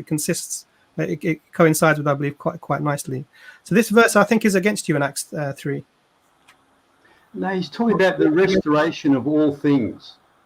So on the last day, Jesus returns and restores all things. That the kingdom of the world becomes the kingdom of God. That's what it's all about. That's the gospel. The gospel is the good news. All things would also include the fulfillment of that prophecy, Deuteronomy 18. Now. You didn't address anything he just said. No, the verse, it says, until... Address what he said about that until the prophet prophesies in Deuteronomy 18:18 comes, Jesus won't return. Heaven must receive him until the time comes for God to restore everything, as he promised long ago through his holy prophets. So what was the promise? The next verse tells you what the promise is. For Moses said, because it says the promise long ago through his holy prophets. We agree that Moses is the holy prophet of God. For Moses said, the Lord your God will raise up for you a prophet like me from among your own people. You must listen to everything he tells you. Anyone who doesn't listen to him will be completely cut off from his people. So the Messiah has to remain in heaven until the Deuteronomy 18:18 is fulfilled. Now, I think that's, if you read that, it's very clear that's the step. So Jesus came, the Messiah suffered. You have to repent for your sins. However you want to interpret that, he's now taken up to heaven. Heaven must receive him until when? Until the time comes for God to restore everything, as he promised long ago through his holy prophets. And then the promise is given. Deuteronomy 18:18 is the promise. Now the question is, are you saying that when Jesus returns, he will be that prophet, or he was that prophet to start? That's the only other argument that some Christians have given me on this verse when I've spoken to them about it, is that they say, "Oh, this is when Jesus comes back, he'll be the prophet." Which doesn't really, for me, that doesn't really make sense for other reasons. The reason it doesn't make sense, just to throw it into the mix, when Jesus returns, he's coming back as the God conquering and all this business. Then he doesn't need to be told what to say. So you have a proviso in Deuteronomy 18:18 that one of the ways you'll recognize his prophet is that he will not speak of his own words. He'll be told what to say and he'll say it. Now, if you're trying to refer to a Jesus returning in the second coming as a conquering, going to kill everyone who's not a Christian kind of flex, he's not going to need to be told what to say. So this is the problem you have. If you try to hold on to Jesus as God, God doesn't need to be told by anyone what to say. Exactly. So because this is saying he shall not speak of himself, but that which he hears, so shall he speak. So it's clear that this prophet is going to be told what to say and then say it. And it just so happens that the Prophet Muhammad ﷺ, the first words he heard was, "Iqra bismi rabbika alladhi khalaq." Read in the name of thy Lord. And he repeated what he was told. The words were put into his mouth by Angel Jibril from Allah. So if you want a definitive example of someone having the words put in their mouth, calling himself a prophet, you only have Muhammad ﷺ. And then we can go back to the brethren of the Israelites, which were the Ishmaelites. So we have him there. He was a king like Moses. He was given laws like Moses. So I would question you as to how you fit Jesus into that narrative. If you think Jesus is God, then he speaks on his own authority. I'm going to say, Frank, before you just refer to Colin's dictionary. So, if the restoration of all things was the coming of Muhammad, then Jesus would have returned then. The restoration No, you misunderstand. Jesus won't return until after his prophet is making the world perfect again. It's the restoration back to Eden, back to a perfect world. And that's repeatedly in the Old Testament, that God is going to restore all things. The world's going to be perfect again. But the promise is mentioned, Frank, you see. This is the thing. The next verse gives you the promise. It says, heaven must receive him until the time comes for God to restore everything, as he promised long ago through his holy prophets. What promise? Let's be specific. The next verse tells you, for Moses said, the Lord your God will raise up a prophet like me from among your own people. That's the promise. So the Messiah, the promise is the restoration of all things. But Frank, you're going against the text. Oh well, not really. He's talked about like in the previous chapter. He said, "Now the Lord said to my Lord, sit at my right hand until I make your enemies a footstool for your feet." And that's from back in Psalms. And there are many prophecies in the Old Testament about the restoration at the end, the last day. That's what it's all about. So Jesus, he's come as that prophet that Moses spoke about. He must listen to, but the restoration of the is the last day. Yeah, but you're just ignoring again what Dr. Imran has told you. No, I'm disputing his interpretation. Jesus will not return. Jesus will not return until that prophecy has been fulfilled. So if Jesus can't return till the prophecy has been fulfilled, that prophecy can't be referring to Jesus. Very simple logic. Sure. And then even if you try to squeeze Jesus into that prophecy, I want to hear it. I want to see how Jesus was like a prophet like Moses. Was everything restored when Muhammad came? That's not what the text says. He must remain in heaven until the time comes for God to restore everything. Right. That he promised long ago in the Holy Scriptures. Right. For Moses said, "A prophet will be raised up like me." So that's the prophecy that's being referred to or alluded to, and no other prophecy besides that one. So the promise is given, and the promise is we are reminded of the promise.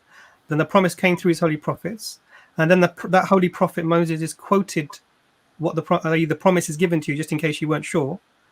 For Moses said, "The Lord your God will raise up a prophet." Now that fits with other things as well. So, for example, obviously we're not talking about whether we believe in the text, but I'm talking about from the Christian perspective. We know even in John that Jesus is quoted as supposedly saying that I have yet many things to say unto you, but you cannot bear them now. Albeit when he, the Spirit of truth, is come, he will guide you unto all truth, for he shall not speak of himself, but whatever he shall hear, he shall speak, and he shall show you things to come.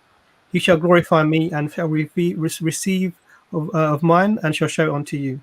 So Muslims, for us, if we were to look at this narrative, Jesus goes to heaven. I stay there until the next prophet comes, i.e. the one that's promised by Moses. And what does he come back? He's come on and said, he says to the Jews, peace be upon him, Prophet says to the Jews, we believe in Jesus, he's the Messiah. He says to the Christians, don't worship Jesus, but worship the God whom Jesus worshipped. And so you're getting a restoration of things back to the monotheism, i.e. the Jews are monotheistic in a strict sense. Christians are Trinitarian. The return to monotheism is there, which has always been the most important thing, i.e. that you don't assign partners to the Creator. Now, I would say that for the Muslim perspective, this fits so well, it's like a glove. Now, from the Christian perspective, you have to explain Acts 3. I think that's difficult to do.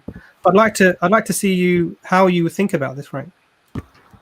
I don't understand your interpretation. It's clearly talking about the restoration of all things, and like in Revelation. Sorry, Hamza. I think. Sorry, Frank. I think Ben. What you want to say something? This isn't. This is me just wanting to actually join in this time, so I don't want to butt in. But Frank, we've been on so many of our streams. I just want to pause it a minute, and this is the perfect stream to ask this, because we've not asked you this because we didn't want to talk about theology and personal experience and that. But this is open forum. Frank, why are you a Christian? Because it seems it's not that you've read the Bible and thought, oh, this is true. It seems that you've got a narrative and then you're trying to fit it into the Bible. That's how it seems to me, bro. So are you a Christian because of the Bible or because of another reason? I suppose I'm a Christian because I've believed in the gospel. And really to say that I'm trying to fit a narrative to the Bible, I'd say that is absolutely 180 degrees the opposite of my position, because I believe in an approach to the Bible which we call biblical theology, which is you let the Bible define the narrative. You don't impose a narrative on the Bible. So I'm just saying that what I'm telling you, it's a message that's through the whole Bible. You said something beautiful. Just 1 second. You said something beautiful. You don't impose a narrative onto the Bible. I'm sure. So explain to me where you get this restoration, meaning restoring man to his perfect state. Where's this from? Well, you can read the whole book of Revelation. It talks about how. No. You said the Old Testament. Where is it?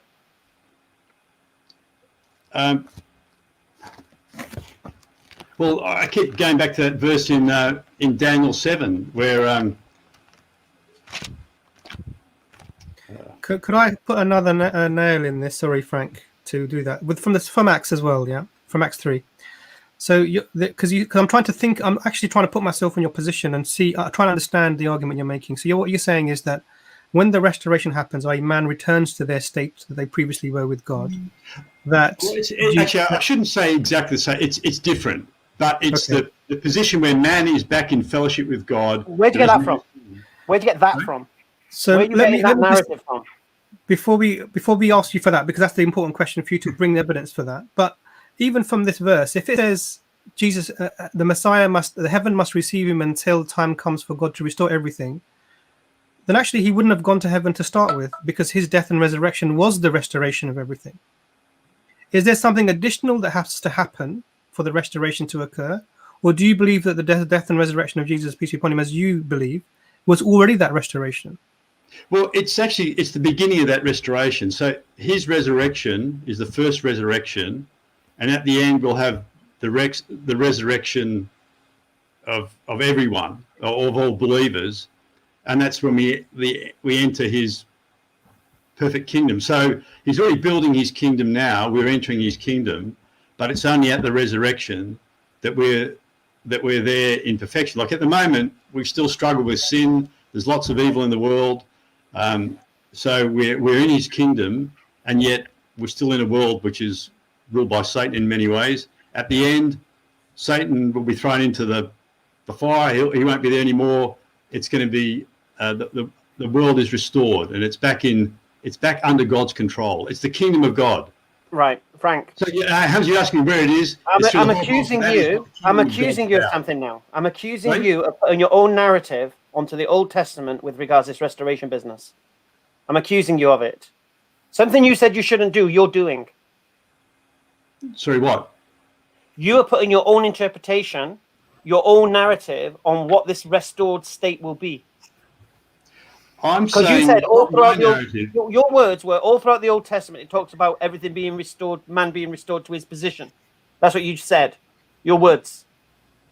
Now, can you demonstrate that? Because I think that's just your narrative trying to fit your ideal, because you can't justify original sin from the Old Testament, this idea that man was perfect and lost that perfect status. You can't even justify that. So to restore to a position of perfection, you certainly can't do it. So I accuse you of putting your own narrative on the Old Testament verses which don't exist. If I'm wrong, demonstrate it. Okay, it's not my narrative. It's what the apostles preached. That's their message. No. It's what's Jesus written in the book of Acts, which is not confirmed. This restoration business that you said is written throughout the Old Testament. Your words. So you must believe that is so. And the reality is, it isn't. Okay, for the next stream, I'll bring along, let's say 10 examples from the Old Testament which talk about it. I'll put it together. And I'll see your next stream bringing your 10 examples from every single example where restoration is mentioned in the Old Testament I've just read now. But anyhow, so here's the problem you've got, Frank. You think that when Acts says something, this is actually reporting what's happened in history and in the Old Testament. You're going to come to the realization it's talking hot air. It's not fulfilling a narrative that you think it is, and you're putting your own narrative and your own spin on it, something you said you shouldn't do. I think it's been quite clear all the time you've come on to the streams, Frank. That's what I'm quite surprised that you don't see that, bro. But yeah, it's not Frank, just one of this the one. things I'd like to all I would suggest, Frank, is I know on a stream there's lots of us talking at you. It's not easy even think through the points that are being made. Many of us making points, but really go down, take your time, sit down, read through some commentaries on Acts 3 from verse 17 onwards. And I think the way the narrative is really clear, that the Messiah has to wait in heaven until the fulfillment of Deuteronomy 18:18. And I've spoken to many people about this, and this is it's difficult because it goes against the under. So some Christians have even gone so far as to say to me that they think that Jesus' work is incomplete, i.e. because of this statement, there are many things that I have to tell you, but you cannot bear them now. i.e. if there's something else that has to happen, either information you need, that can't be given at this time. So there is another, and some have said that when Jesus returns, he will complete this. This is one argument that people have given. But I think that the way that it's been laid out, I think it's pretty clear what's happening, that the Messiah must remain in heaven until the promise that came through his prophets, God's prophets, is fulfilled. And then we're told what that prophecy is. And it's the prophecy of Deuteronomy 18:18. But I wish you the best with that, Frank. Okay. I'm sorry there's a plane flying over at the moment, but there's a truck going past too. Wow. But, that is verses where Jesus is talking about the Spirit coming. He's talking about what's going to happen immediately when he goes, that he's going to give the Holy Spirit to them. But anyway, look, I wish you guys a happy Christmas. Yeah. And I'll leave you with one question. Sorry. In the Epistle of James, you're told to test the prophets. Have you used that test to test Muhammad? Peace and blessings be upon him. Sorry, how would I use that test? Have you tested Prophet Muhammad? Peace and blessings be upon him. Oh yeah. What test did you use? This is another rabbit hole, guys. Yeah, that is a whole nother topic. So, do you believe there's been any prophets after Jesus? Well, yeah, Paul was a prophet. There are lots of prophets, but Okay. but not in the same sense, not at the same that level. face palm emoji as my avatar now. Yeah. All right, guys. And Frank, thank you. Sorry, Ben. That's all right. Frank, before you go, brother, all I'd like to say to you is, just from your own words, you said you let the Bible basically speak for itself. And I think Brother Imran's explanation, I think if you were to look at it completely impartial, with impartial eyes, not with Christian eyes or not with Muslim eyes, and you just looked at these incidents of these people coming and claiming they've got scripture and what have you, it would actually perfectly fit to another prophet that has to come to fulfill that prophecy before Jesus returns. Now, as a Christian, I can understand why you're not accepting that because of the theological component. I really don't think, brother, you can claim that the text is what guides that decision that you've made. And I would really urge you, brother, to just think about that, have a bit of time, contemplation. Because if you think about that, I think really you can only come to one conclusion, that someone who does not know about the theology of Christianity, they would not really be able to arrive at your conclusion unless their very foundational concept was, it has to be Jesus, and the Bible has to be the word of God, it has to be unchanged, and this prophecy could not be about any other prophet. And therefore you can look for an explanation and do the linguistic and the mental gymnastics that you need to do. However, from a neutral standpoint, I really think, Brother Frank, you can't arrive at that position. Okay, I'll just plug a book, Gospel and Kingdom by Graham Goldsworthy. He talks about the whole thing about the gospel is this kingdom. I'll put the book, Al-Quran, clear Quran. There you go. That's the book for you. Take care, Frank. We appreciate you, Frank. Thank you for coming. Cheers for coming on, mate. You take care. See you later, mate. Cheers. Hey, Ryan, how's it going? I feel a bit sorry for Frank there. I think he had a lot on his plate there. Yeah. May Allah guide him, inshallah. So He's a very nice guy, very sincere, and I hope that he comes to the truth, inshallah. Inshallah, I hope that question wasn't too much of too burdensome, because it's almost so core. It's such a core question. It's like a foundational question, isn't it? And that's what I feel we're doing. We're going, oh, this verse, that verse. Why do you actually believe what you believe? Is it actually because of the Bible? Because what's the point of talking about the Bible if that's not the reason you are a Christian? But yet he does say it's because of what the Bible says. So it must have been one of the things that I really, really struggle with is when our Christian brothers and sisters try to defend the integrity of the Bible.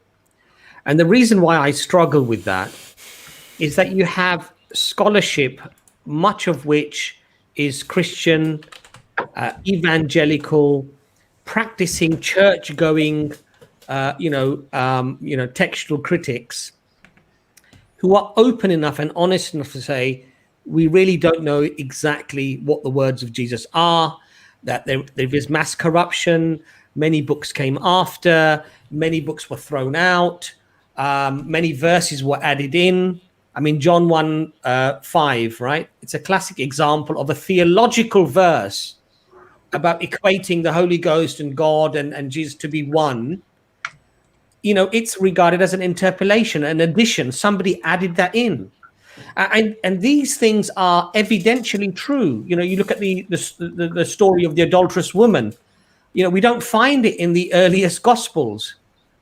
And so I just find it really frustrating that we're still arguing about preservation when we shouldn't even be referring to that question, quite frankly. How many streams did we do? Yeah. It's a done issue. But to be honest with you, he wasn't even arguing preservation, that right?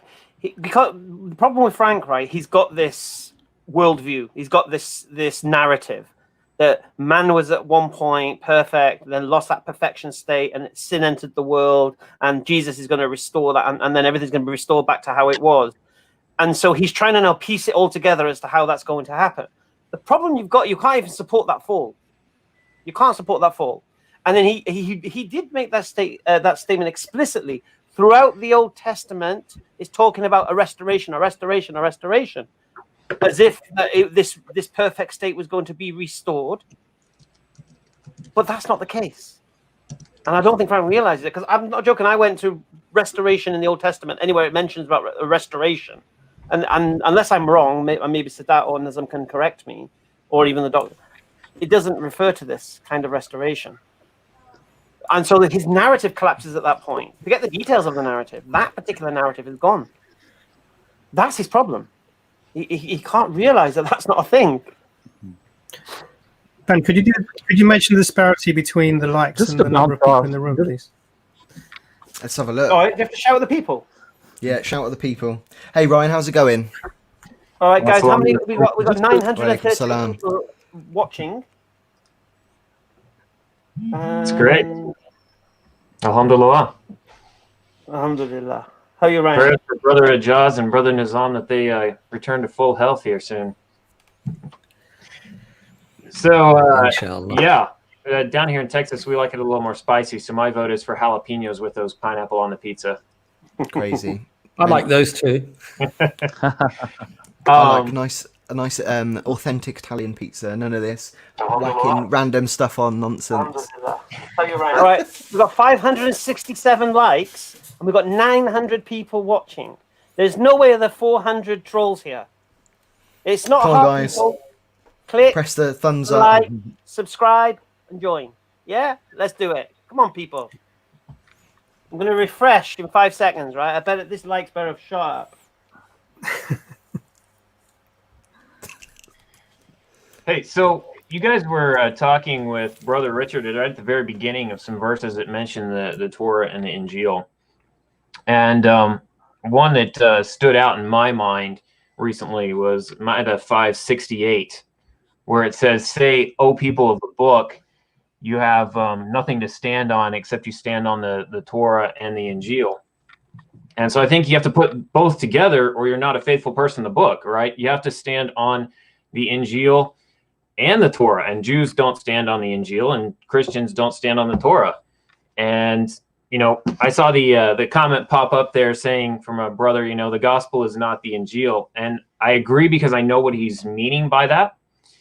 But I do believe that the word Injil, if you take it, it's not an Arabic root word, correct? It is actually a Greek loan word from evangelion. Am I correct in that? Yeah. So that evangelion is translated in English as gospel. So and that's actually meaning good news. So the meaning of Injil is good news, right? So yeah, I completely got to bear one thing in mind. Jesus was teaching that. What's the that? Injilian in Galilee. He was teaching that in Galilee. Yes. Oh yeah, I completely agree. Right. So at that point we can agree then the Injilian is in the New Testament, yeah? are not Right. the Injil. So we can agree then that what Jesus was teaching was not the New Testament, yeah? What I just said was the Gospels that we have today are not the Injil. The New Testament we have today is not the Injil. Yes, correct. Good. Can I build my definition of the Injil off from the Quran, and then maybe we can move from there and talk about other things? Because that was kind of the topic last time we were discussing here. So you're going to tell us what the Quran means when it says Injil? No, I'm going to use the definition of the Injil from the Quran. I'm not trying to interpret the Quran here. I'm just trying to say what the plain words mean to me, because I do believe that the Quran is clear, and then it's not too far off. We can understand it. Okay, but the thing is, you understand the Quran. Some verses do need interpretation, yeah? Sure. It's always helpful to see other people's opinions and look at it from a different angle. No, the Quran says that. It says some verses are clear and some verses require. Okay. No, you're so talking what about method do you use to understand the verses? Sorry, I've just noticed something, guys. Sorry to interrupt. Nazam, have you got camouflage paint on? Mashallah, bro. He's getting his character, bro. The Zambo is in the house. He's muted. Guys, so Sadat's trying to get back on. So I'm going to kick everyone that keeps coming in. That's not Sadat. Sorry about that. I think so kick the Sadat, Muslims if you're watching, as well, man. keep trying. You got Muslims in the Muslims. Well, to be honest, guys, I did try for a long time to ask you to come and look in the private chat. So I'm letting him on because he's been waiting for about 40 minutes. And Nazam, I thought you'd put the glasses on. They were so heavy they left a mark there. So I was going to suggest that you get sort of lighter glasses or something. But you've actually put camouflage on. Fantastic. Fantastic. He's back. My glasses were pretty heavy until last week, so I got LASIK Friday. So you all are a little bit blurry right now. Okay. Healing up from that. So what I see in the Quran is that what it says is when Gabriel comes to Maryam, he says, "O Maryam, I bring you glad tidings of a word from him, a kalimatullah from him, and his name will be Isa al-Masih, Isa ibn Maryam," right? So Gabriel brings glad tidings. Then the actual meaning of Injil is glad tidings. And what that glad tidings is then is Isa al-Masih. So I don't necessarily hold to the idea that Jesus was given a book. I believe that he himself was the Injil. That's not what the Quran says. So you're mistaken, my friend. I see what you're saying, Brian. So you're saying that Jesus is the good news. No, bro. Sorry, I beg your pardon, Brian. You're saying Isa alayhi salam is the good news. Yeah. That's not what the Quran says. I believe I just quoted 345. No, you quoted a verse and interpreted it to mean what you said it meant. And we're saying, see, here's the problem. You see, you ignore explicit verses and look for ambiguous verses to support what you want to say. Well, that's not my intention, because I have also seen it might not be. It might not be. That, the perverse at heart are the ones that pursue ambiguities, and that's Ali Imran 7. So it's definitely not my intent. No, I'm not saying you did it intentionally, but I'm just saying that's what you've done. So just to clarify, sorry, Nazam, sorry, please talk. I've been talking too much. No, sir, I was just going to say, I think the verse you're referring to is a verse that God says that he will teach Isa alayhi salam the kitab and the wisdom, or the book and the wisdom, and he will teach Isa alayhi salam the Torah as well as the Injil, or the gospel. So this is referring to scripture or revelation, meaning the Quran and the hikmah that comes with the Sunnah, as well as the Torah, which was given to Musa or Moses, and the Injil, which is revealed to Isa. May God's peace and blessings be upon all of them. Yeah. Also, sorry, go on, Sadat, please. Yeah, I mean, just for people who are seeing Ryan for the first time, Ryan is someone who's very respectful towards the Quran. He values the Quran a lot. And he makes every attempt to try to reconcile the Quran with Christianity and with the Bible. So, how would you understand other verses of the Quran then? So, for example, Surah Ma'idah, chapter 5, verse 46, in which it says, وَآتَيْنَاهُ الْإِنْجِيلَ فِيهِ هُدًى وَنُورٌ وَمُصَدِّقًا لِمَا بَيْنَ يَدَيْهِ. So we gave him, God gave Jesus the Injil, or the gospel, Just curious to know, how would you understand that verse? Yeah, and they've just had one more verse on top. Yeah, sure. Another explicit verse. Then in the first, and indeed we sent Noah. This is in Surah 57, starting at verse 26. And indeed we sent Noah and Abraham and reserved prophethood and revelation for their descendants. Some of them are rightly guided, while most are rebellious. Then in the footsteps of these prophets we sent our messengers, and after them we sent Jesus, son of Mary, and granted him the gospel and instilled compassion and mercy into the hearts of his followers. So again, he was giving the Injil. And just to verses. And just to sort of talk about the verse you quoted, because you said 345, it doesn't say kalimatullah. Actually, it says, let me just get the verse up. It says, bikalimatin minnahu. So it's from minhu, so from you. So this is a word from God, not a, as you put it, kalimatullah.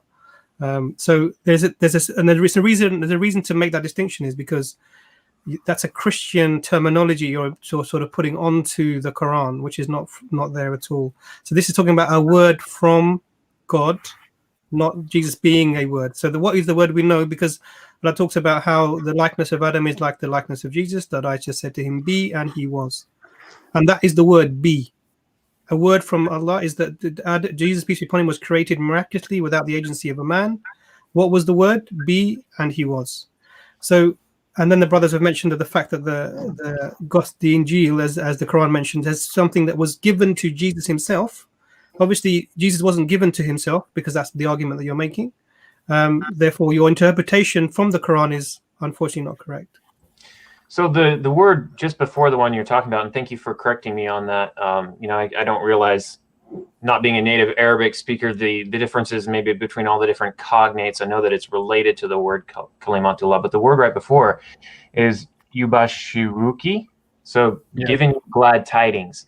And so I equate that to the Injil, and so I can say with confidence. No, you're equating it to no. But your equation is based upon what? Based on the fact that Injil is not an Arabic word; it's a loan word from the Greek word evangelion. Evangelion means glad tidings or good news, which is also how we translate the word God. Yeah, but also you can give good news to people, isn't it? Yes, and what I'm saying is I believe that the Injil then can be found in the Torah, it can be found in the Old Testament and New Testament, it can even be found in the Quran. Obviously, the word be here, the Quran says, is a glad tidings from God. So, and that word be to Mary. Glad tidings to who? Sorry. Glad tidings to who? To Miriam, in this case. That's who it gave. About what? What's so fantastic? What's the glad tidings about? It's about the word that's coming. Correct? That's what the Quran is saying. About she's going to give birth to Jesus, yeah? Yes. Yeah. Right. So what's that got to do with what was given to Jesus in Galilee, according to your New Testament? I'm trying to steer us away maybe from the conflict about the idea that the Injil is the four Gospels, or that the Injil is some book that we don't have anymore that was given. No. But we give you explicit verses from the Quran, Ryan. We give you explicit verses from the Quran where it's given to Jesus. Yeah, the message. It never says he wrote it down. We agree. I'm trying to get away. What we're disagreeing with, right? All I'm trying to do is I'm trying to say I believe the Injil is something bigger, okay, than just the four books. It's the message. Do you think we think it was written down? I'm sorry? Do you believe we believe it was written down? I don't know what you believe, honestly. But what you just said was assuming that we did, because you said you don't think it's written down, as if we do. Yeah. Also, Ryan, what you did earlier on is equivocation, the fallacy of equivocation, which is that, okay, the Injil means good news, and because God gave Mary some good news, therefore Jesus, which is referring to Jesus, therefore Jesus is the Injil. And we gave you an explicit verse from chapter 5 from the Quran where God says that he gave Jesus the Injil. So you have to think about that. Like, what is this Injil now that God gave to Jesus, right? That's problem number one. But problem number two is there's many instances in the Quran where God gives good news to people. So, for example, in chapter 11, verse 71, God says about Ibrahim, فَبَشَّرْنَاهَا. Sorry, this is about the wife of Ibrahim. That is Sarah. فَبَشَّرْنَاهَا بِإِسْحَاقَ. And we gave her the good news of Ishaq. So would you also kind of transpose Jesus into this passage here too, and say that God was promising Sarah Jesus? What I'm saying is, I believe that the word Injil is a much bigger word, right? It just means good news, and so there is an Injil out there that was given, but then also some of that good news is Jesus, right? It's the message that he brought to the world, and I'm basing that definition on what the Quran says, because I believe that in the word "be," that God's creative power in his words contains the things that he is creating. And so Messiah is created in that word "be." And so he's part of that good news. So I just wanted to just kind of clarify what I mean when I say Injil. I'm talking about the bigger picture. But the problem here is that doesn't exist. That is neither agreeing with the Islamic understanding of Injil, nor is it even understanding with, nor is it agreeing with the Christian understanding of Gospel or Injil, which is the four canonical Gospels there in the New Testament, isn't it? So unless everybody's missed the boat, I mean, I hear Muslims saying Christians missed the boat, and I hear Christians saying Muslims missed the boat. But are you trying to say that they've both missed the boat here? But could I add something interesting to this, if you like, guys? So if you read in Mark, and this is where we become interesting, hopefully. If you're reading Mark, it says in, I think it's verse 15. Let me just try and find it very quickly. Where is it gone? Mark. Sorry, I'm just finding it. And so in the first chapter of Mark, it says that, where is it gone? Okay, I'm just trying to look for where Jesus is proclaiming the gospel. Where is that coming? I think you're looking for chapter 4, verse 23, maybe Mark 4:23. No, it's in the first chapter of Mark. Okay. Yes. As Jesus, there we go. I believe you're talking about a quote from Isaiah, actually. Is that no? Is it verse 15? I think, Imran, if you also look at chapter 4, verse 23, Jesus went about all of Galilee, teaching in their synagogues, preaching the gospel. Yeah, and the same in chapter. I found it now. Here we go. After John was put in prison, this is the first verse. Jesus went into Galilee, proclaiming the good news of God. Obviously, that verse itself is not the good news. The good news is whatever Jesus was saying. And so this is describing the fact that Jesus was giving out what you would call the evangelion, or the good news. So these are the words that Jesus was saying. So this points to the fact that the text itself necessarily isn't the good news, because the statement after John was put in prison, Jesus went out into Galilee, proclaimed the good news, is not the good news. Do you understand the subtlety of the point there? So That's the fact exactly that what I Jesus was trying to was convey. preaching the words. Now, none of this points towards either Jesus being himself the good news, or the fact that Jesus is or would be like a text himself in some way, because the Quran talks about the text, the good news being given to Jesus to then give out to the people. So I don't know how and I agree with Brother Sadat. It seems like you've made up your own definition that you're sort of trying to impose both ways that both people would disagree with. Well, I want to kind of move past that, and because I kind of want you to understand what I mean by Injil. I do believe that there are books that are titled Injil out there, right? I do believe that it means good news. I believe that good news can be found in the Quran. It can be found in the Torah. It can be found in the Gospels. And so, but that's not the good news we're referring to. I'm sorry? That's not the Injil we're referring to that Jesus was preaching. So what is the Injil that you're referring to then? Help me What Jesus was given to teach. What Jesus was given? Okay. Yeah, and you may find echoes of it, remnants of it in the New Testament, because obviously it's a basic biography kind of thing of what he may have said, may not have said, and the Quran will confirm that. But the idea that you can create a new definition for Injil and then import that definition onto when the Quran mentions Injil, that's going to be very problematic, because we don't accept your definition of Injil in the first place. So to apply that definition to the Quran and then make the Quran obey that your standard, to be honest with you, it won't work.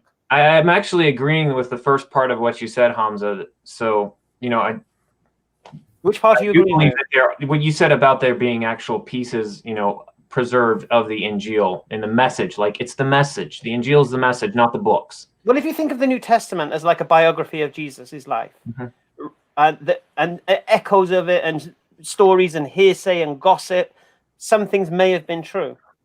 And so, and the Quran tells us that.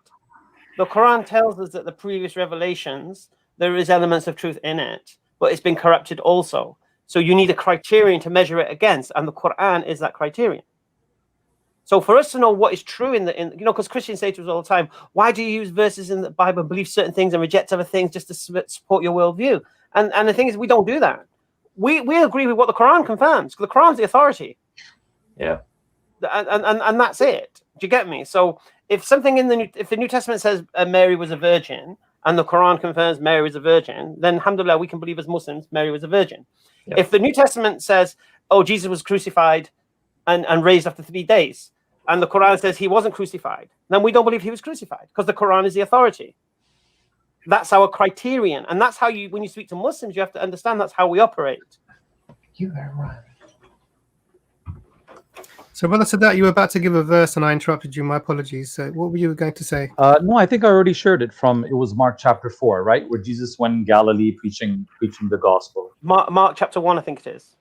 Yeah, Imran was looking for one from Mark chapter 1. That's right. Yeah. By the way, it's very interesting that earlier on we were discussing about how is it that the people of the book recognize Muhammad sallallahu alaihi wasallam as a prophet more than they recognize their own sons. And now we have someone on who is a Christian who says, yes, I have to acknowledge in some way, in some capacity, Prophet Muhammad is sent by God. He is a prophet of God in some way. SubhanAllah. Yeah. And I think the other thing, Ryan, is that it's perfectly logical that another prophet would come and that another scripture would come. Perfectly logical. And the reason why it's logical is that if you look at Jesus' own words, I have not come but to the lost sheep of Israel. In other words, I haven't come for all of humanity. I'm not the seal of the prophets. This is the final revelation. None of that was said. What was said is that I have not come but to the lost sheep of it, the house of Israel. So I've come for the Jews. So there would be no need for God then to preserve that message eternally if that was going to be the case, which it clearly was, because Jesus' own words said that was the case. Yeah. And so you would have to expect another message to come, and you would also have to expect, if that was the last message, that it would have to be preserved. And the claim would have to be that the message would be preserved within it, and the prophet would make the claim that I'm the seal of the prophets. And so it all fits in.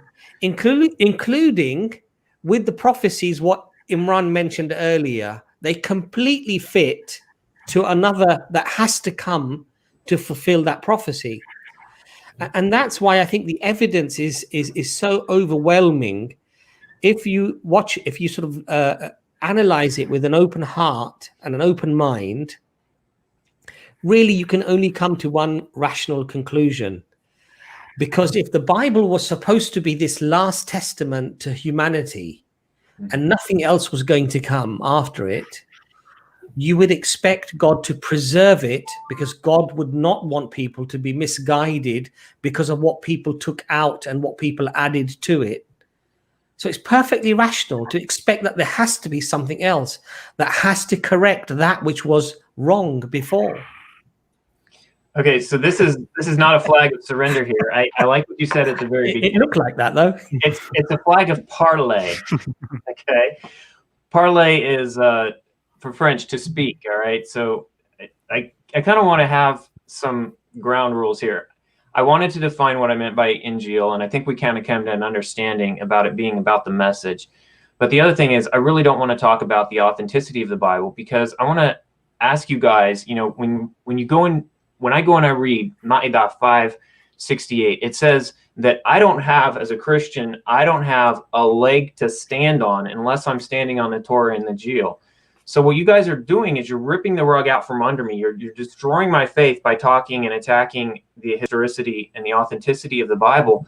And what I want to ask you is, can you instead use what's in the Bible to help build my faith in Islam instead? And I actually come bringing gifts, so I could try and put that through the camera for you, but that's a little more difficult. So I'll just open it up here. Oh, okay. Got it. Ryan, the point here is that even scholarship within Christianity accepts that the Bible isn't the preserved word of God. These are not controversial issues, Ryan. And when you Ryan, when you say that, can you show me something explicit in the Bible that will suggest this or will suggest that? Mm-hmm. You know, if we go to a court of law, the first thing that the judge will do is he will analyze whether the witness is trustable or not before he listens to the testimony. Okay. Now, if there are contradictory statements that this person does under cross-examination, the judge may decide to discard this person, or the jury may decide that this person is not trustworthy. We cannot accept what this person is saying because they have contradictory statements. They have errors. And there seems to be stories which have been added and taken away later. So you can't rely on that testimony for even within a legal framework, let alone rely upon that for your eternity. I don't understand why people rely on something which is so important. Sorry, the afterlife, which is so crucial, so important, eternal life, and you rely upon people who've lied, who've made things up, who've taken things out. And these are not controversial statements. These are statements that our biblical scholars are making. Parlay, okay? I really don't want to talk about the authenticity of the Bible because I don't, in a court of law, if you're going to come as an expert witness, you have to come with your credentials. And I don't think that you have adequately vetted these biblical scholars. I don't think that these scholars, you have determined if they are the kind of scholar who is going to call their donkey into the barn and actually feed him or not. Ryan. Does it matter to you whether the New Testament's reliable? Does it matter to you? Obviously, it matters to me. So why do you believe it's reliable?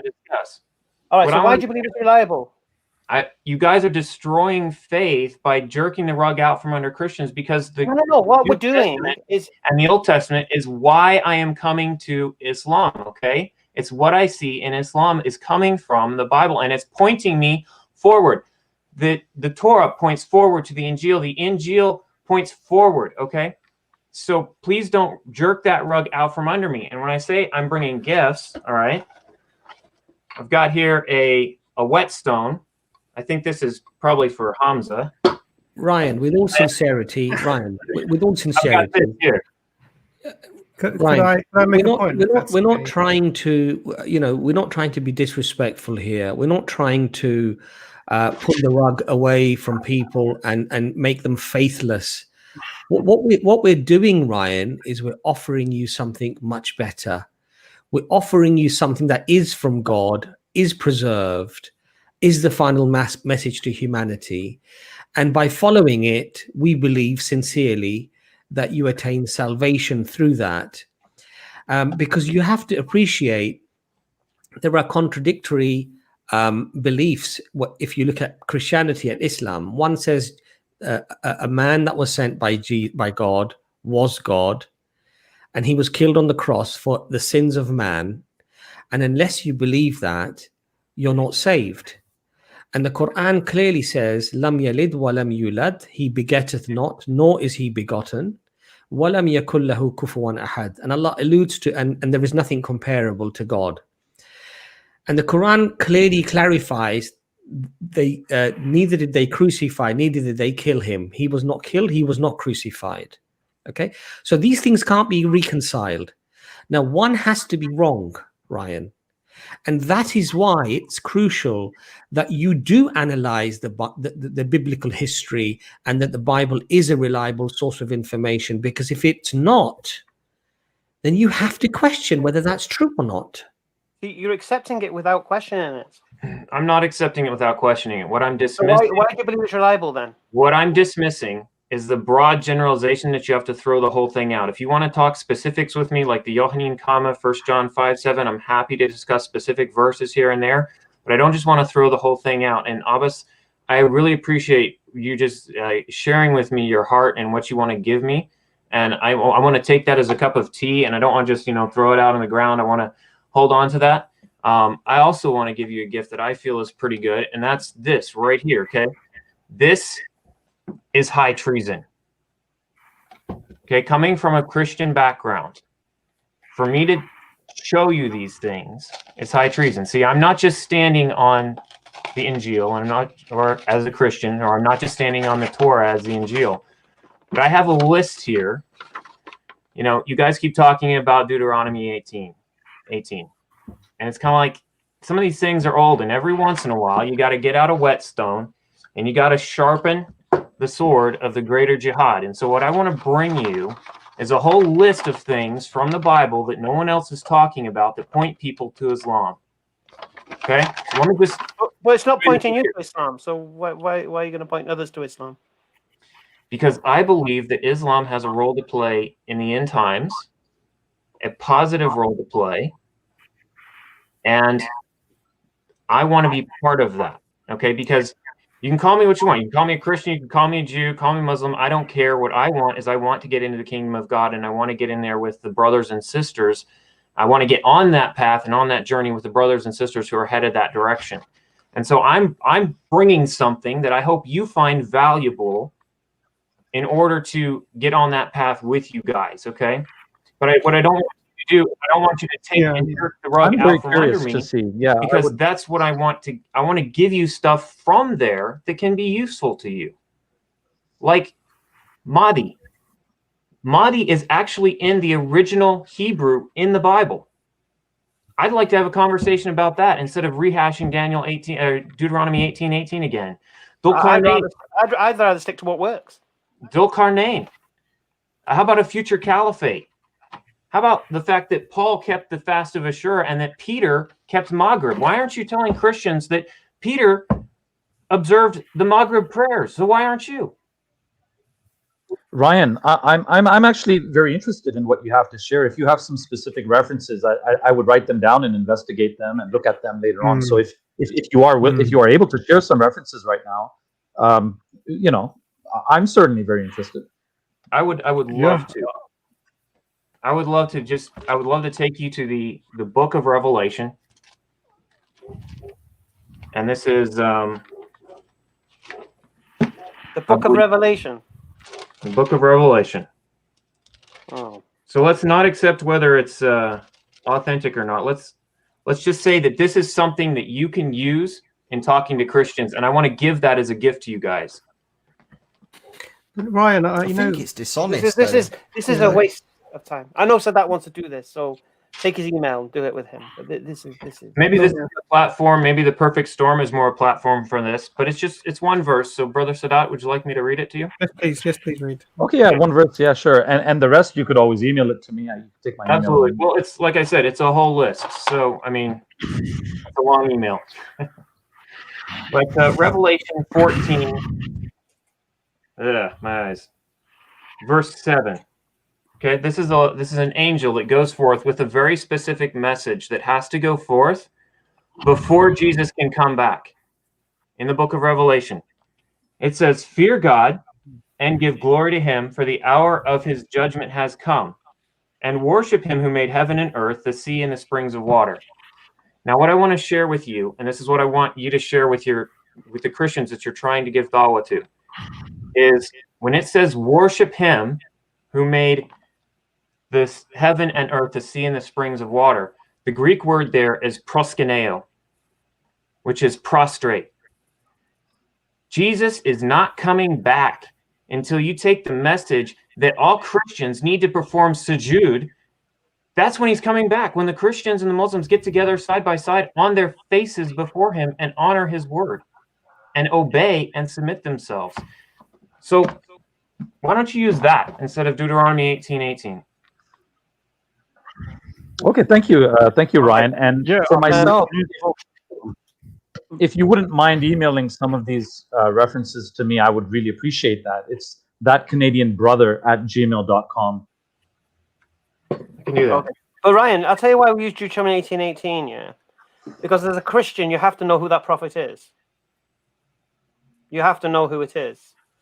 And the reason why we keep asking that question, because it's not answered.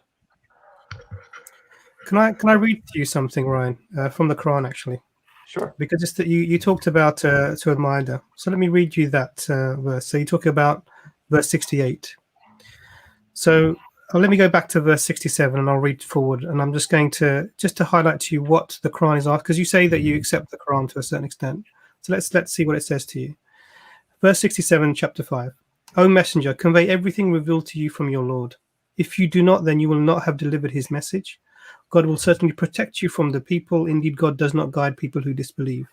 And then this is the verse you quoted. Say, O Prophet, O people of the book, you have nothing to stand on unless you observe the Torah, the Gospel, and what has been revealed to you from your Lord. Talking about the Quran here, yeah? The revelation. And your revelation and your Lord's revelation to you, O Prophet, will cause many of them to increase in wickedness and disbelief. So do not grieve for the people who disbelieve. Indeed, the Jews, the Sabians, and the Christians, and this is the people of the time, whoever truly believes in God on the last day does not and does good, there will be no fear for them, nor will they grieve. The next passage is really about the Jews rejecting the messengers. And then the passage from verse 72 is what I want to point you towards. Those who say, and now this is in the same thing now, and it's talked about the Jews and the Christians, it's talked about the Torah, it's talked about the Injil, etc. And it says, no, those who say God is the Messiah, son of Mary, have certainly fallen into disbelief.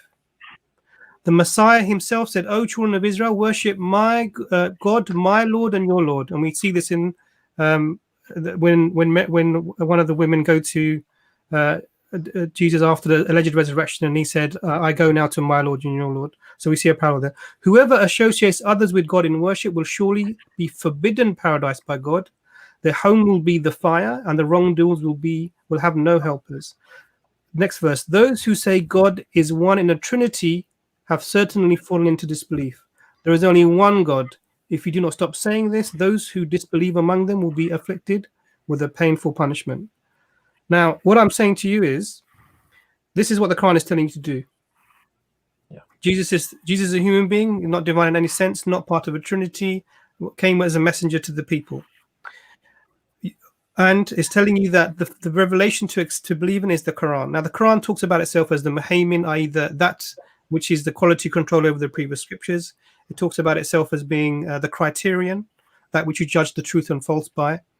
And this is what we apply retrospectively, because we know that the other scriptures historically have been corrupted, even without even in-depth analysis. You don't have to do any of that. You don't even have to go to different scholars. This is very easily presented and it's understood. Now the question is this: do you accept from the verse 72 that that God is the Messiah, that Jesus is God? Do you accept the Trinity, or do you reject these things? I've already said, Ashhadu la ilaha illallah. I mean, I believe in one true God. I'm a muwahhideen. And so I do not say that Jesus is Allah. No, I do not say that. And do you believe in the Trinity? What's that? You don't believe in the Trinity? No, that's the thing, is it's not in the Bible. Okay, do you believe that the Quran is a revelation from God through the Prophet Muhammad, peace be upon him? This is how all mankind. Yes, this is how I believe the Quran. You notice, brother, I put a seal on here. I understand, brother. I appreciate that. I appreciate the emotion with which you're speaking. I'm talking to you directly now. Yeah. Yes. And the reason I read these verses to you because I want to talk to you directly. Yeah. The Quran, through the Prophet Muhammad, peace be upon him, that was revealed to him by the angel Gabriel from the command of Allah, is telling you that this is the final revelation from God. It's telling you it's the criteria that you use to judge other things by. It's telling you coming to the worship of one Lord, as Brother Abbas mentioned. Now the question really is why have you not taken the step to enter into the religion that you say that you accept as the messenger is from the Creator? Why have you not taken that step? What's stopping you, my friend? I have yet to find a Muslim to really, as we talked about in the previously, I've yet to find a Muslim that really can explain to me what Rasulullah means. And so when I take my shahada, it's my personal testimony. I say, Ashhadu an la ilaha illallah, Muhammadan katamullah. Okay? And so I believe he's a seal, and I believe also that the Quran is a seal. And so you notice I put a seal on here. That's what I believe the Quran does. And Surah Ma'idah 568, it talks about the Torah and the Injil, and you're right, the revelation. But the seal is always on something inside. And I believe that's the Torah and the Injil. And yes, I do believe that there are... Oh, he's the seal of the prophets. I do believe that there are instances in the Torah and the Injil that have been corrupted, but I do also believe that we can find the original message there, as well as things to benefit us. Could you tell me, Ryan, where the Quran says that it calls itself the seal? The criterion, the confirmation. I'm not sure if it calls itself the Quran. You said, is there anywhere where the Quran calls itself the seal? I don't know if it says seal exactly. I don't believe it actually does. I said I believe it is a seal. I believe it's. I understand. Like brother, you have to base your beliefs upon something foundational that you can stand on. I believe that if I were to make the statement to you that I believe that the Bible is the seal, you'd say to me, why do you believe that? What's that based upon? And I would have to point to you, look, this verse says the Bible is the seal. Now you're making the Quran, you're saying the Quran is the seal, and you're saying it's the seal of, whereas the Quran doesn't talk about being a seal, it talks about muhaymin, quality control, and furqan, which is criterion, i.e. that which sifts the truth. It's like a sieve, truth from falsehood. Now, the problem here is you're adding a meaning that is not understood by it. There's no one, you're the first person I've ever met in my decades of talking to Christians and atheists and other people who've said that the Quran is the seal of the previous scriptures. I've never even heard this phraseology before. I don't say that because my mind is, where are you getting this from, my friend? I don't say that because that's from the Quran itself. I understand it doesn't call itself a seal. What I'm saying is when I hear the criterion and the confirmation of what comes down before, the image I have in my mind is of a seal. That word is used for Muhammad, and I do believe that he is a seal on the previous prophets, and that that the message that he brought can also kind of be considered like a seal, because if you take confirmation and criterion, those are the same job description, as you will, as a seal on a document. But I think that it's also important not to throw out the document. You have to have the seal to authenticate the document, but you can't throw out the document itself. Here is a partial answer to one of your questions, Ryan. You brought this up last time too, so it kind of, what is meant by Rasulullah, what is meant by in other words, if I were to declare that Muhammad, peace be upon him, is the messenger of God, what does that entail? What kind of obligations does that entail on my part? So in chapter 4 verse 59 of the Quran, it says, obey Allah and obey the Rasul. Here that word Rasul is used, and those in authority amongst you. Should you disagree on anything, then refer it back to Allah and His Messenger, if you truly believe in Allah and the last day. So here the word Rasul is used, and we're being told what that entails. So at least part of what that entails is that if you and I disagree on anything, let's refer it back to the Prophet, peace be upon him. So last time you said something along the lines of that to be a Muslim or to be a submitter to God, you don't have to utter some magic words or a formula. You don't have to utter the kalima or the shahada per se. That's not really what makes you a Muslim. But when we look at the life and the teachings of the Prophet Muhammad, peace be upon him, because you and I are disagreeing here, right? I'm disagreeing with you and I'm saying, no. You want to join, you want to be a Muslim, you have to say the shahada. You have to actually say these words. So we see from the life of the Prophet, and there's many hadiths that attest to this, that when somebody wanted to become his follower, when somebody wanted to join the Muslim community, then he didn't rip open their heart and look inside to see if they have real faith or not. What he would do is he would say, declare your faith and testify your belief in the oneness of God and that I am his messenger. So do you accept the Prophet as a Rasul in this sense? Would you refer our disagreement back to him? If he were alive right here, if he were present amongst us, and I said, look, Ryan, let's just go and ask the Prophet, would you agree with that, or would you still hold back for some reason and say, no, I don't want to go to him? If he were here, Brother Sadat, I'm sure I would have lots of questions from him and a lot to learn from him. I would definitely very much enjoy that. I really don't care whether you consider me a Muslim or a Christian or not. What I care about, what matters most to me, is do you consider me a faithful person of the book, someone who can be a brother, not an apostate Christian, but one who stands firmly on the previous scriptures and is willing and is open to the fact that they point forward to things that are part of the religion of Islam. And can I stand beside you as a brother?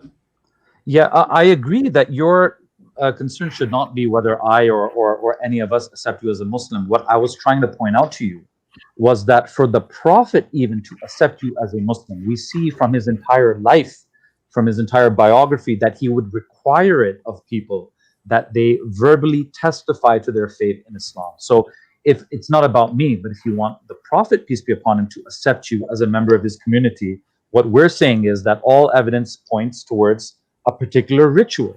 Now, why you are averse to these rituals, or why you want to shy away or abstain from these rituals, this is something that's still, like, I think, very unclear in our minds. Now, but to answer your question, would I accept you as a brother in faith?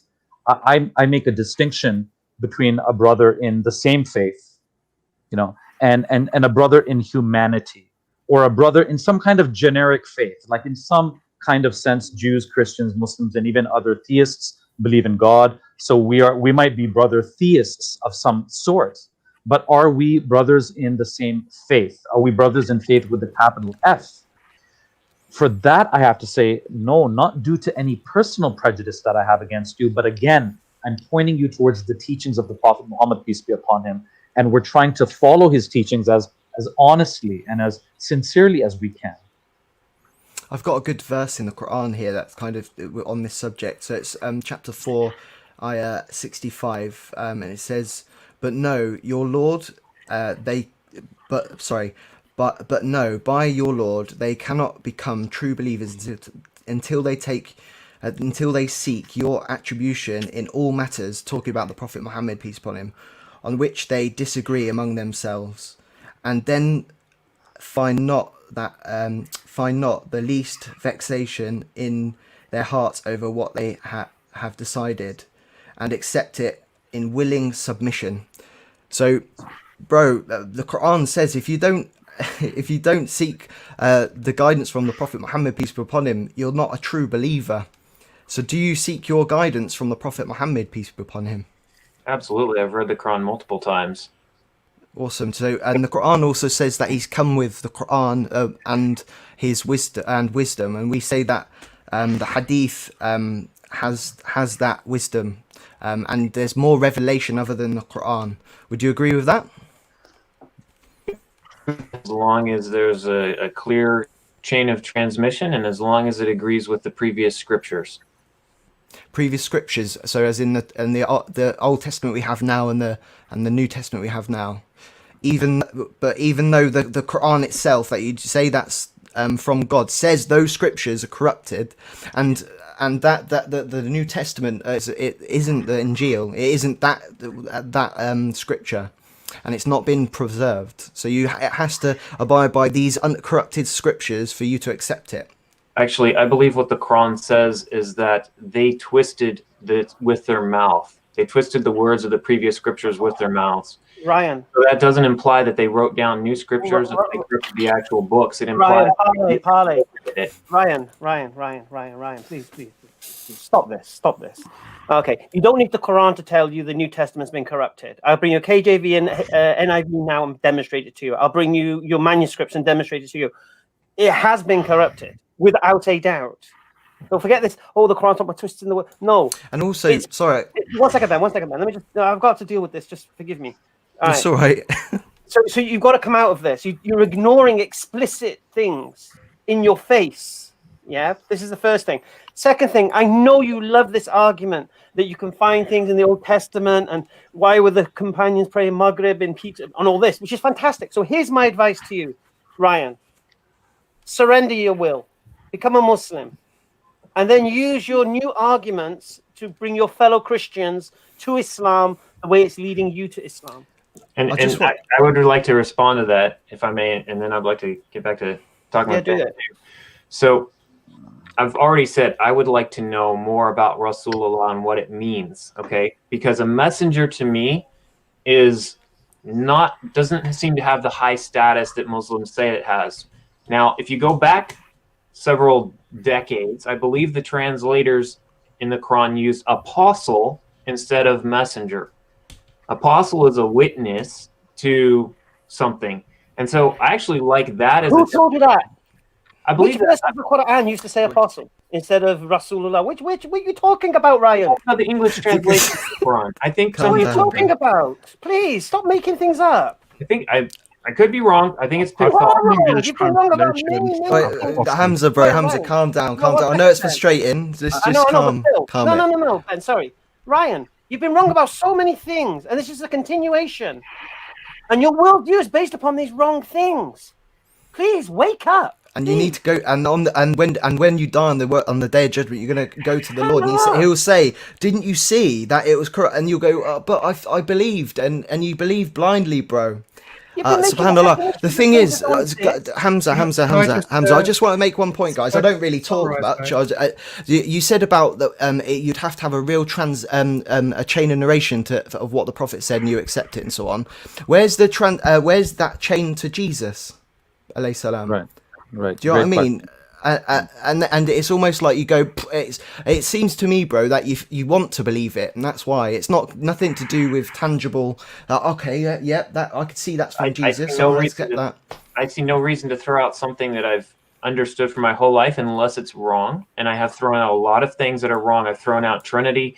I've thrown out many things. I've thrown out a prejudice and a hatred for Muhammad. Okay. Mm-hmm. I would really like to hear what Brother Nazam had to say about the apostle and if that could be a translation for Rasulullah. So I just want to apologize that we got excited there, mate. Okay. Yeah. All good. It's all good. I can handle it. Ryan, you just told us you've not even looked at why you believe the New Testament's reliable. There has been some old English translation.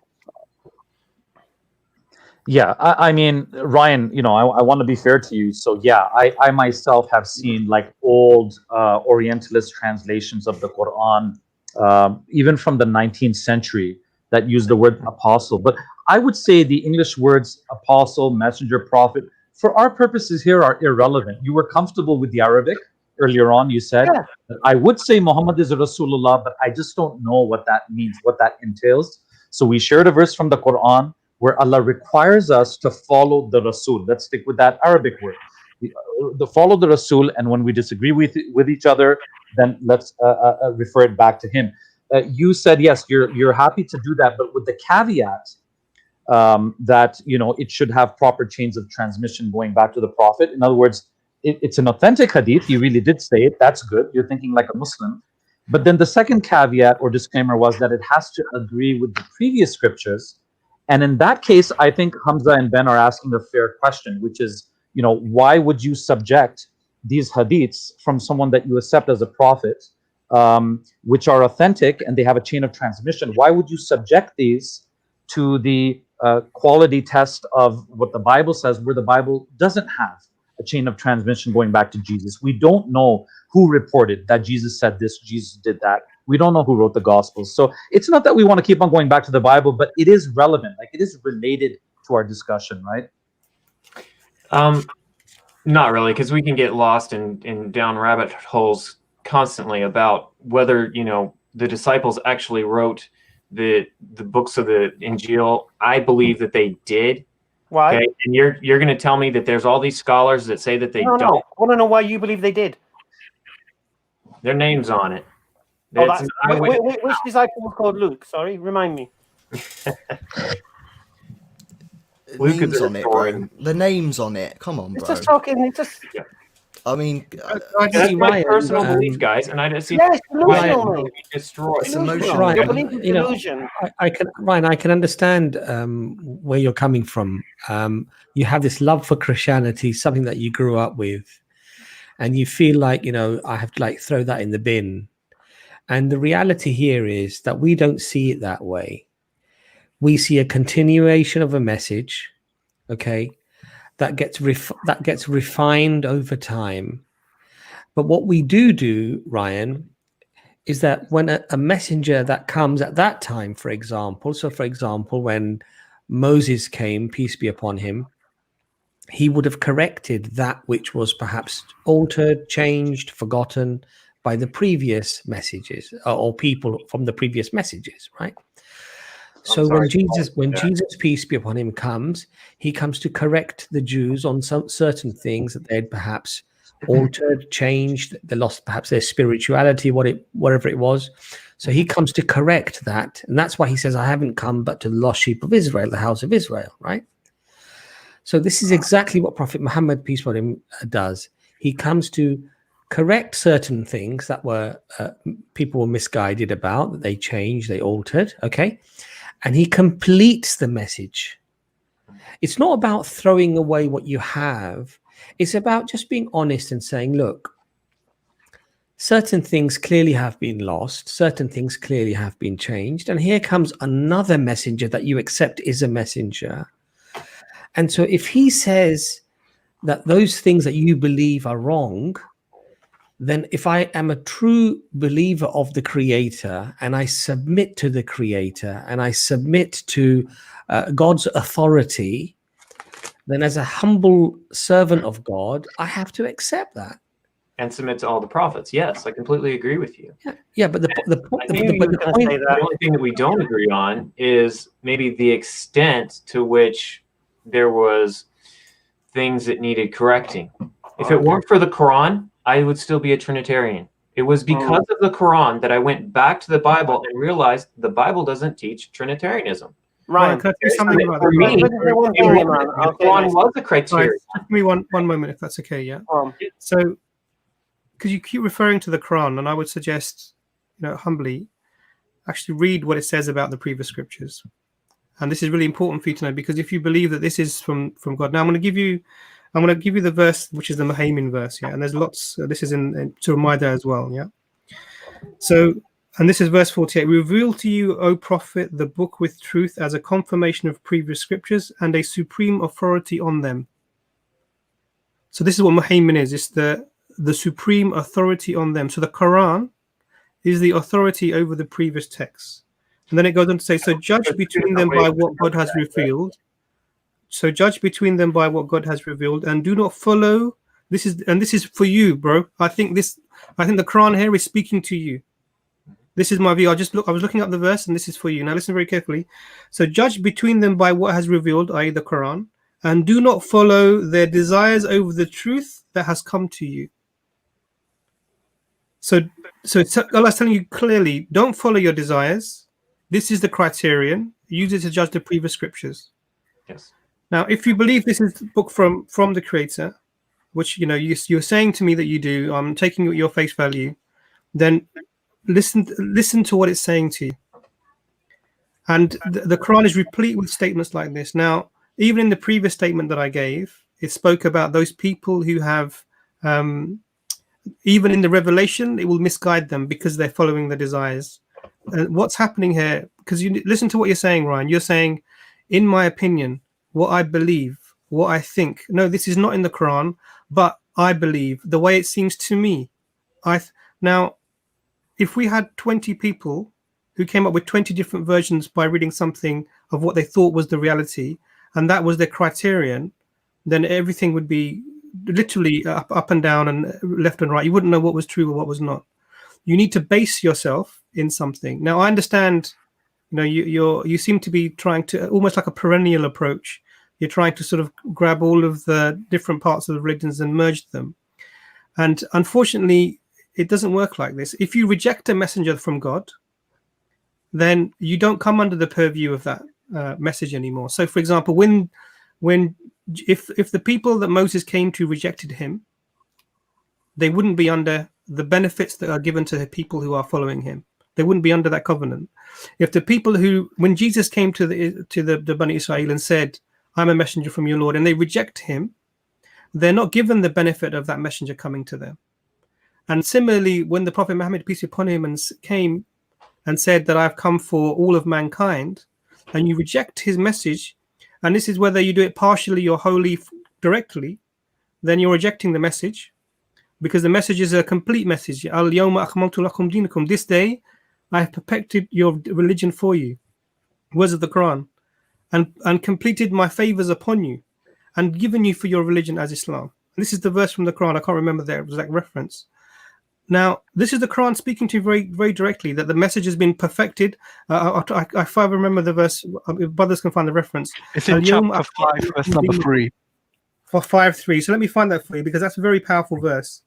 I'd like to address what you said about... Just before you do that, let me read you the verse, because this is the important verse. And today, chapter 5, verse 3, yeah? So it says, where has it gone? Today, it's a long verse. I don't think it's 5 verse 3. It's not there. It says, Al-Yawma akmaltu lakum dinakum. Atmamtu alaykum ni'mati wa raditu lakum Islam dina. So I'll try and translate that because I'm trying to do it from memory. I'm not an Arab, native Arab. This day I have perfected your religion for you and completed my favor upon you and given for you your religion as Al-Islam. So this is the perfection and the completeness of the religion and the favor of God to us that he has given us Islam. Now, this is the Quran speaking about this. Now, really what you have to do at this stage is say, do I accept this? That this is the authority over the previous scriptures? Do I accept that this is the perfection of the message and the religion this day? And do I accept that Islam is the way? Now, if you do that, then you would come under the follower of that messenger, because this is what the messenger came with. If you don't do that, then this is entirely up to you. There's no compulsion within the religion. But I think it's really important not to make a mishmash based upon your desires and present it as something that is truthful. And I'm not talking to the crowd. I'm not even talking to the brothers. I'm talking to you directly. If you believe in this book, read what the book says, bro, and take it on board. We don't reject Jesus. We believe he is the messenger from God. We just don't believe he is God. We asked the Jews to accept him. And I'm fine with that. I'm fine with that. You've accepted that. Now, the next step is to believe in the one that Jesus spoke about. So here's you brought up two things that I'd like to address. You said, I'm constantly saying, in my opinion. The reason I say in my opinion is because I'm trying to be humble before God, because Allah knows best. And no one else's opinion is going to help me on the day of judgment. Okay, I have to understand the Quran. I have to understand the Torah. I have to understand the Injil for myself and be able to give a defense of that on the day of judgment myself. I cannot ask a scholar to help me. I cannot ask Muhammad or Abraham or Jesus to help me with that. I have to be able to say, this is what I believe, and I believe in Islam. I believe in submission to God. I believe in one God and one religion. Okay, Ryan, I want to be the one to help you on that day. Right? So I want you to remember. I want you to remember these words. What I'm going to say to you now. Not 1 second. Yeah. You've said, "Don't pull the rug from under me." You need the rug pulling from under you. That's the reality. Yeah. We all do. Right. Well, you can try. Okay. So basically, you believe you learned everything, Hamza. There's nothing left to learn. I didn't say that. Okay. I'm on try to pull the rug out from under you. I'm sure. No. But the rug you're holding on to, God still wants to pull the rug out from under you. Ryan, the rug you're holding on to is you believe the New Testament was written by disciples of Jesus, inspired by the Holy Spirit, and all this kind of stuff. There's nothing wrong with that belief, according. No, Ryan. I agree. Okay. I agree. If that is true, then you're justified in your claims. If that is true, yeah.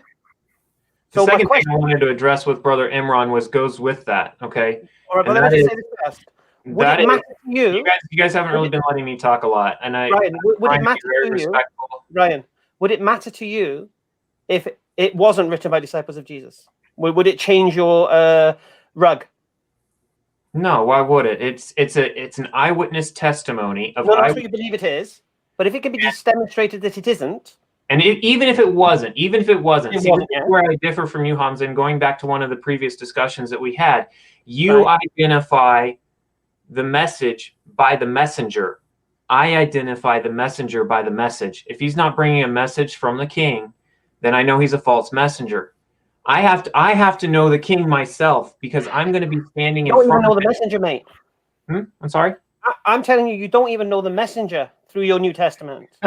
There's many messengers.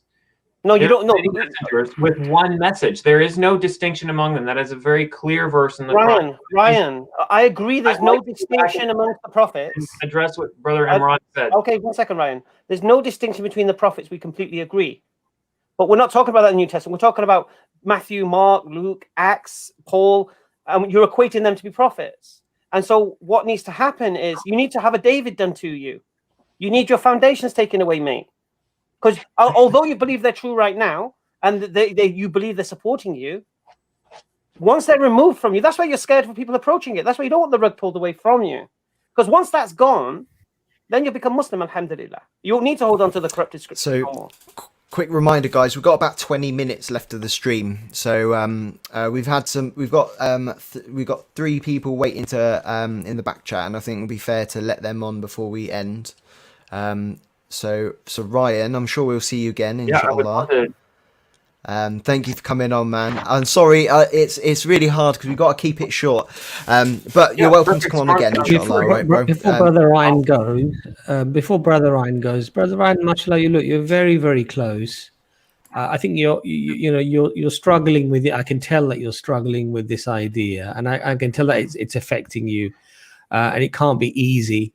But we're here to help you, and if you want to contact us, you've got our email. You can ask further questions. We can have a discussion even offline. It doesn't have to be a pressure discussion. We can have a nice conversation, because out of the love for humanity, love for our brothers in faith and outside of our faith, the Quran tells us to do it in the most beautiful of ways, with good manners, with good decorum, and with respect.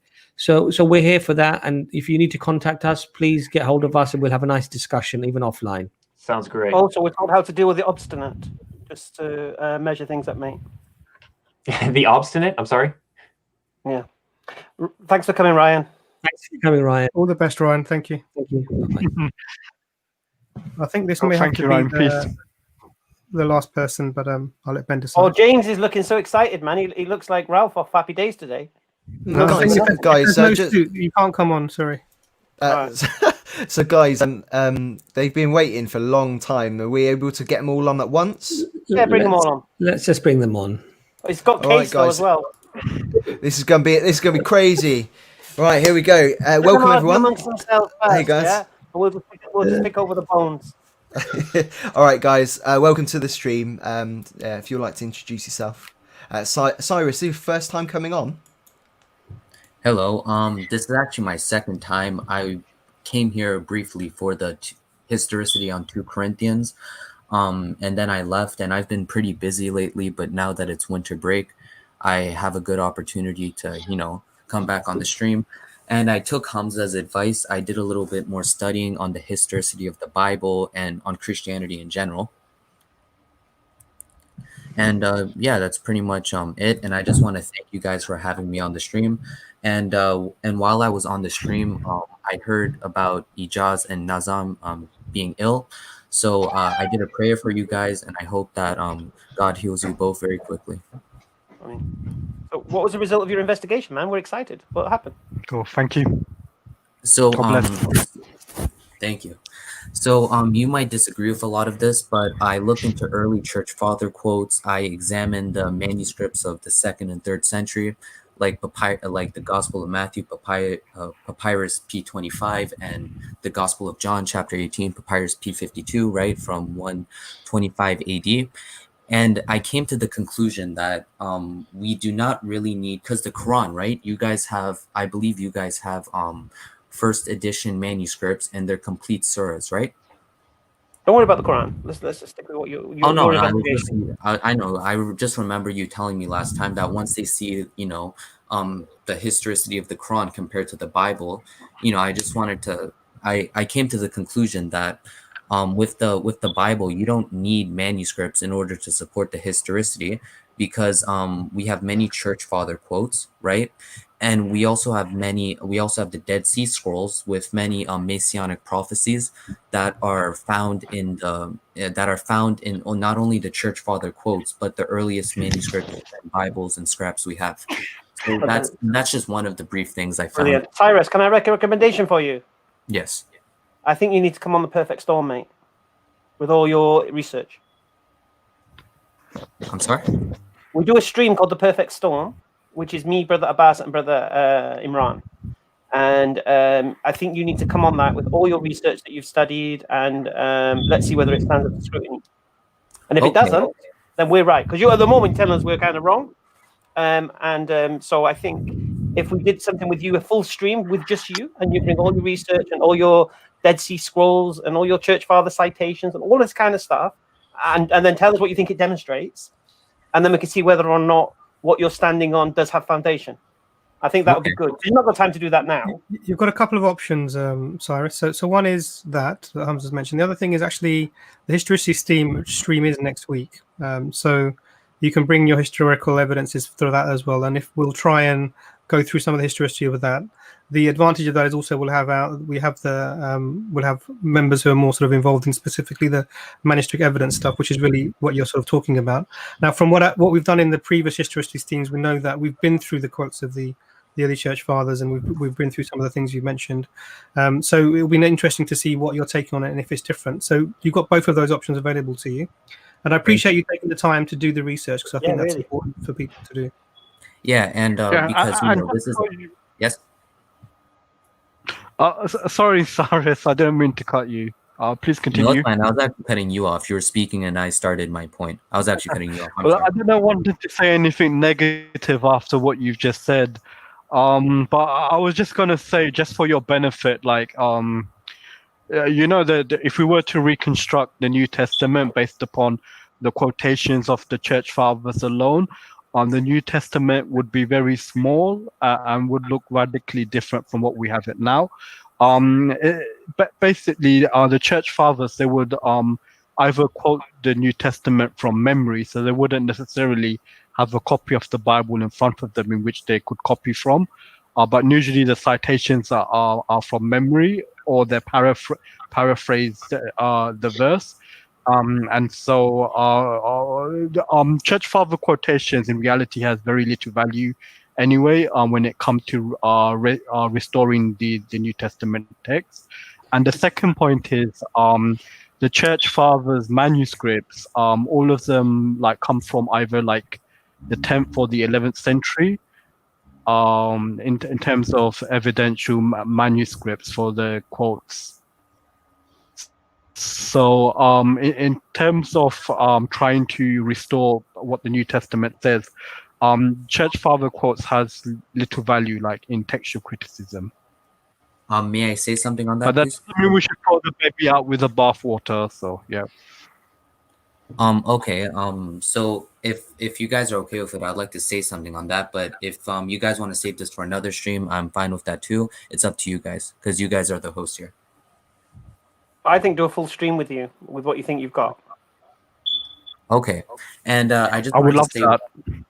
Yeah, I would love that too. I just have to see my schedule, because again, I'm pretty busy and I haven't been able to come on in almost a month, I believe.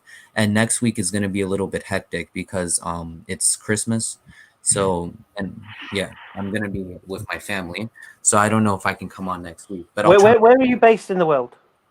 I'm in the United States, East Coast. All right. Because we can do, it doesn't have to be a live. We can do it as we can do it as a live, as we are, but it doesn't have to be on live, and we can put it up as a video. It's not a problem. If you want to basically do a time when we're not doing our live stream, we can come together.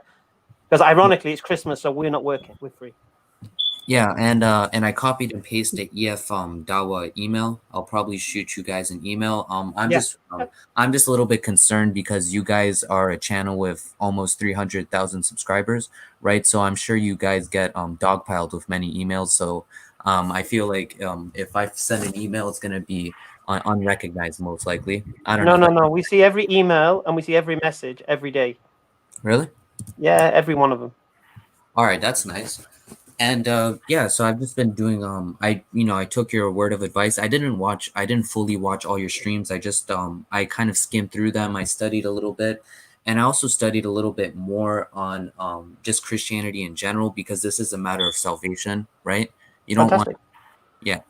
And I just heard two things that I was interested in that Hamza said, if I may shine light on them.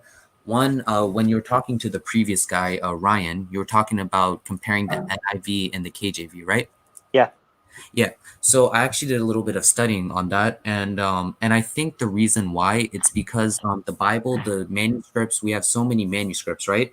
and we have so many translations of translations that each Bible goes to a slightly different one. Because I'm looking at this chart right now, and it shows that the NIV, you know, all these modern translations, right, are direct translations of the earliest manuscripts we have, like Codex Sinaiticus. Combination, yeah. Yeah, so it's kind of like it's a direct translation of that, while the KJV is a translation of a translation of a translation, and so on and so on. So I can see why there would be differences. No, but the problem is why did I bring the NIV and the KJV to the table? Either if it's the word of God, why is one book missing words of God, and why has one book added the words of men? Because that's what it demonstrates. So, for example, if you read the KJV and NIV, Acts 8:37 is not in the NIV. Yeah, there's no Acts 8:37. It's Acts 8:36, Acts 8:38, no Acts 8:37. If you read the KJV, there's an Acts 8:37. So the question that needs to be asked is Acts 8:37 the word of God or not? If it is the word of God, why is it not in the NIV? If it is, yeah, I'm sorry, I cut you off.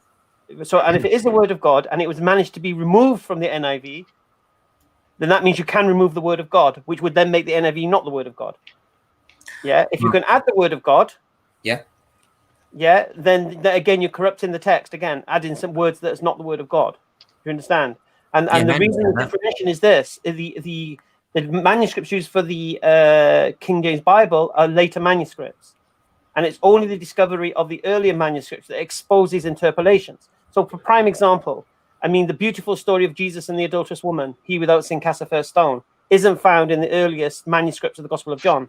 It's only found in the 5th, 6th century manuscripts, not the 4th century manuscripts. So somebody put that story in John's hand into the manuscript. This is clear corruption. This is clear someone writing the Bible as the word of God. So when you have two Bibles, one containing verses, one removing verses, they can't both be the word of God. And it's very, very important to establish that, because I ask people which Bible, sometimes I read the KJV, sometimes I read the NIV, but then you don't understand the differences. And so, for example, the king, as Abbas brought up earlier in John 1:5-7, there are three who bear witness in heaven, the Father, Son, and Holy Spirit, and these three are one. This is like a 10th century fabrication, if not later. This is not found in any manuscripts. Yet it's in the KJV Bible as if it's the word of God. May I say something on that? So yes, I do. So yeah, I do agree with you. The thing is, though, is that this is probably my point of view. I mean, a lot of Christians would disagree with me, but I'm looking at this as an Orthodox Christian point of view, right? Okay, that's fair enough. That's a different story then. So for you, you don't worry about inerrancy of the Bible. You're more about church history and church father citations and all that business. I know, I get it. Oh no, it's not only that. It's also that a lot of these Bibles that people go to quote unquote prove the corruption, right? Like the KJV and NKJV and so on, right? They're translations of Protestant Bibles, and these and I do agree with you that the Protestants did corrupt the Bible. They removed so many books like Bel and the Dragon, the three books of Maccabees. They took out many books. So I don't. That's a different story. We're not talking about books here. We're talking about verses from books. Yeah, I know, and I can do more research on that, but I think that the verses you quoted, they could have been Protestant forgeries, right?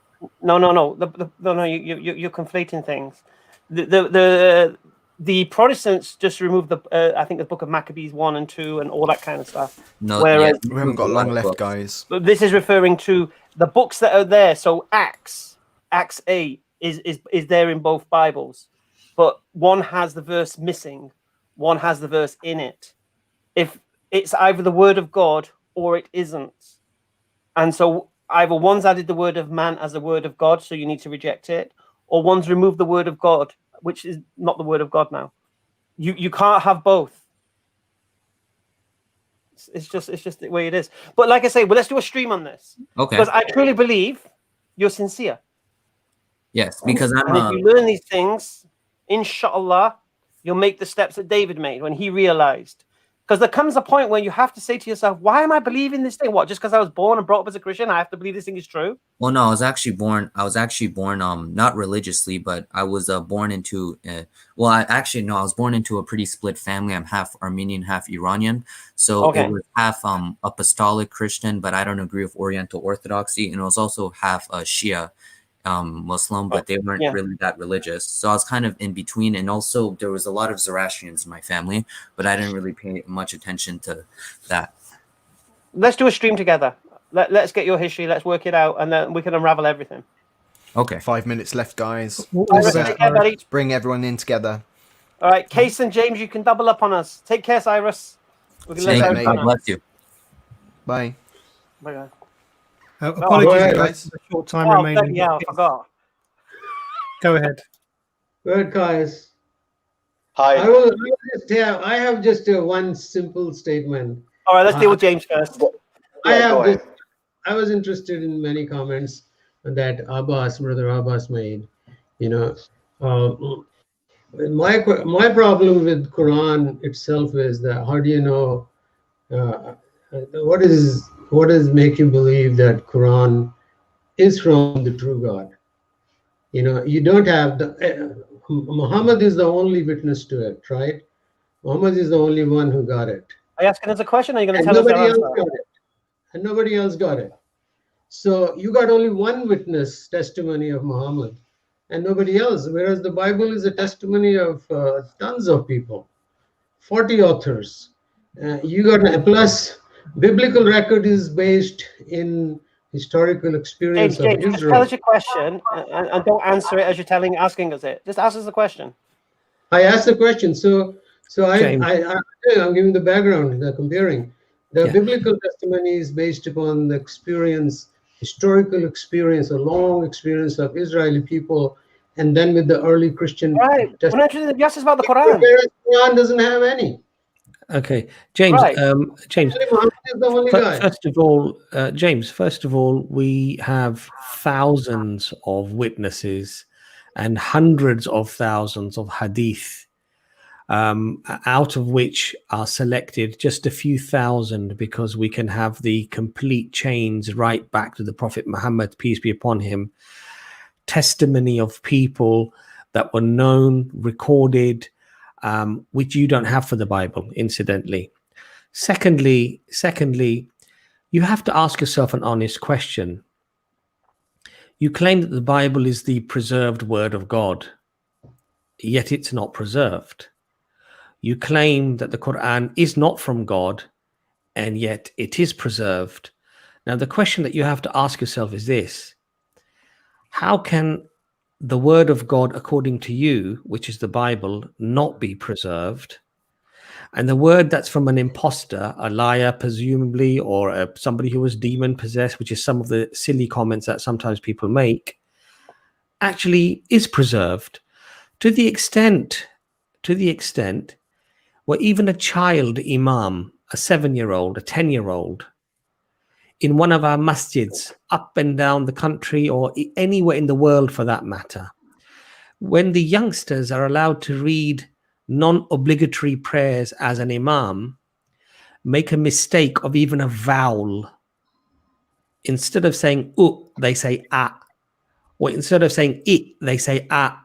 They will be corrected from the congregation behind. Now show me the equivalence of that level of preservation in any ancient text, and you won't be able to do it. These are rational. These are things that, if you apply your reason, you cannot come to the conclusion that you've arrived at. The only way you can arrive at that conclusion is by adopting a theological foundation, and with those spectacles you see reality, and that's why it's all cloudy. No, Mr. Abbas, you didn't answer my question.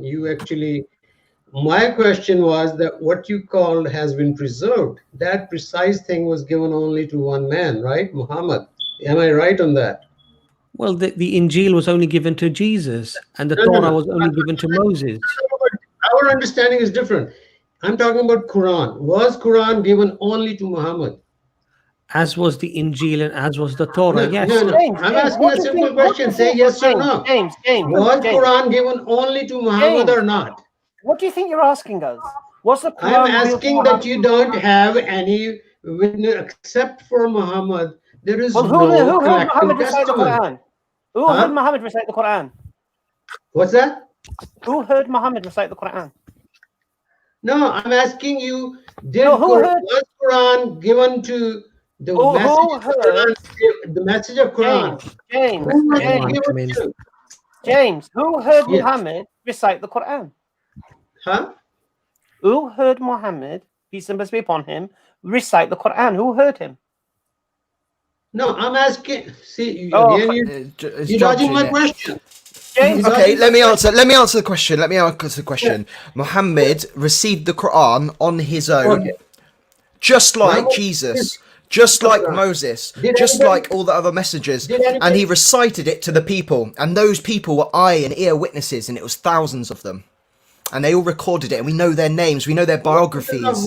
Subhanallah. Some of them also witnessed to an extent. Witnesses of what? Did anybody witness?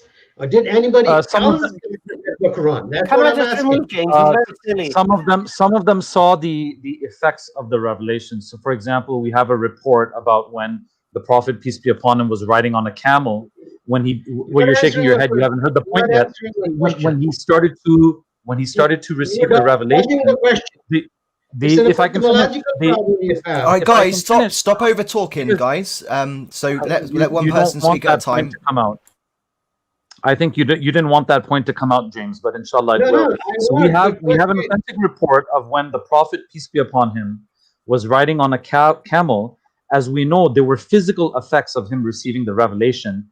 So even the camel that he was sitting on was affected by those physical effects, in that the Prophet became so heavy that the camel was forced to sit down when the revelation was coming. So in this sense, we do have witnesses who saw the physical effects of when the revelation was given by God to the Prophet Muhammad. But the other part of the answer is, as Ben was pointing out, is that we can ask the same, question about Paul, that who else received these revelations that Paul received, which contradicted the revelations that Jesus received? Who else received the book of Revelation other than the John of Patmos Island?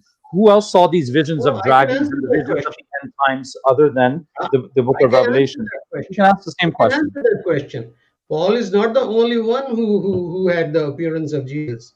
There were 500 many other people who were alive at the time of Paul. That's the testimony of Paul. What about Moses? Paul went did anyone else hear the bush? Huh? Did anyone hear the flaming bush from Moses? I just, because time is very short. That's precisely what I'm saying. Sure. You got one man who said he received Allah's word or something. He got a whole... James, relax, Yard. Don't worry. Don't worry. It'll be okay. James, it's okay. Don't worry. I just want to very quickly, just in a couple of sentences, because I think Brother Gates is here. We want to let him have a word. We're about to terminate the stream. So thank you for coming on.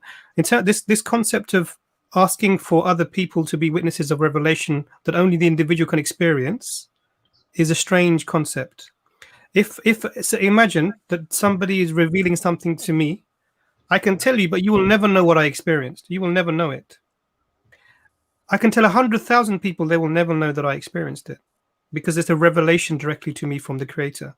So to ask for evidence of this is a strange thing in and of itself. Okay. The other thing that's inconsistent is that you're claiming that people who were given the message were witnesses.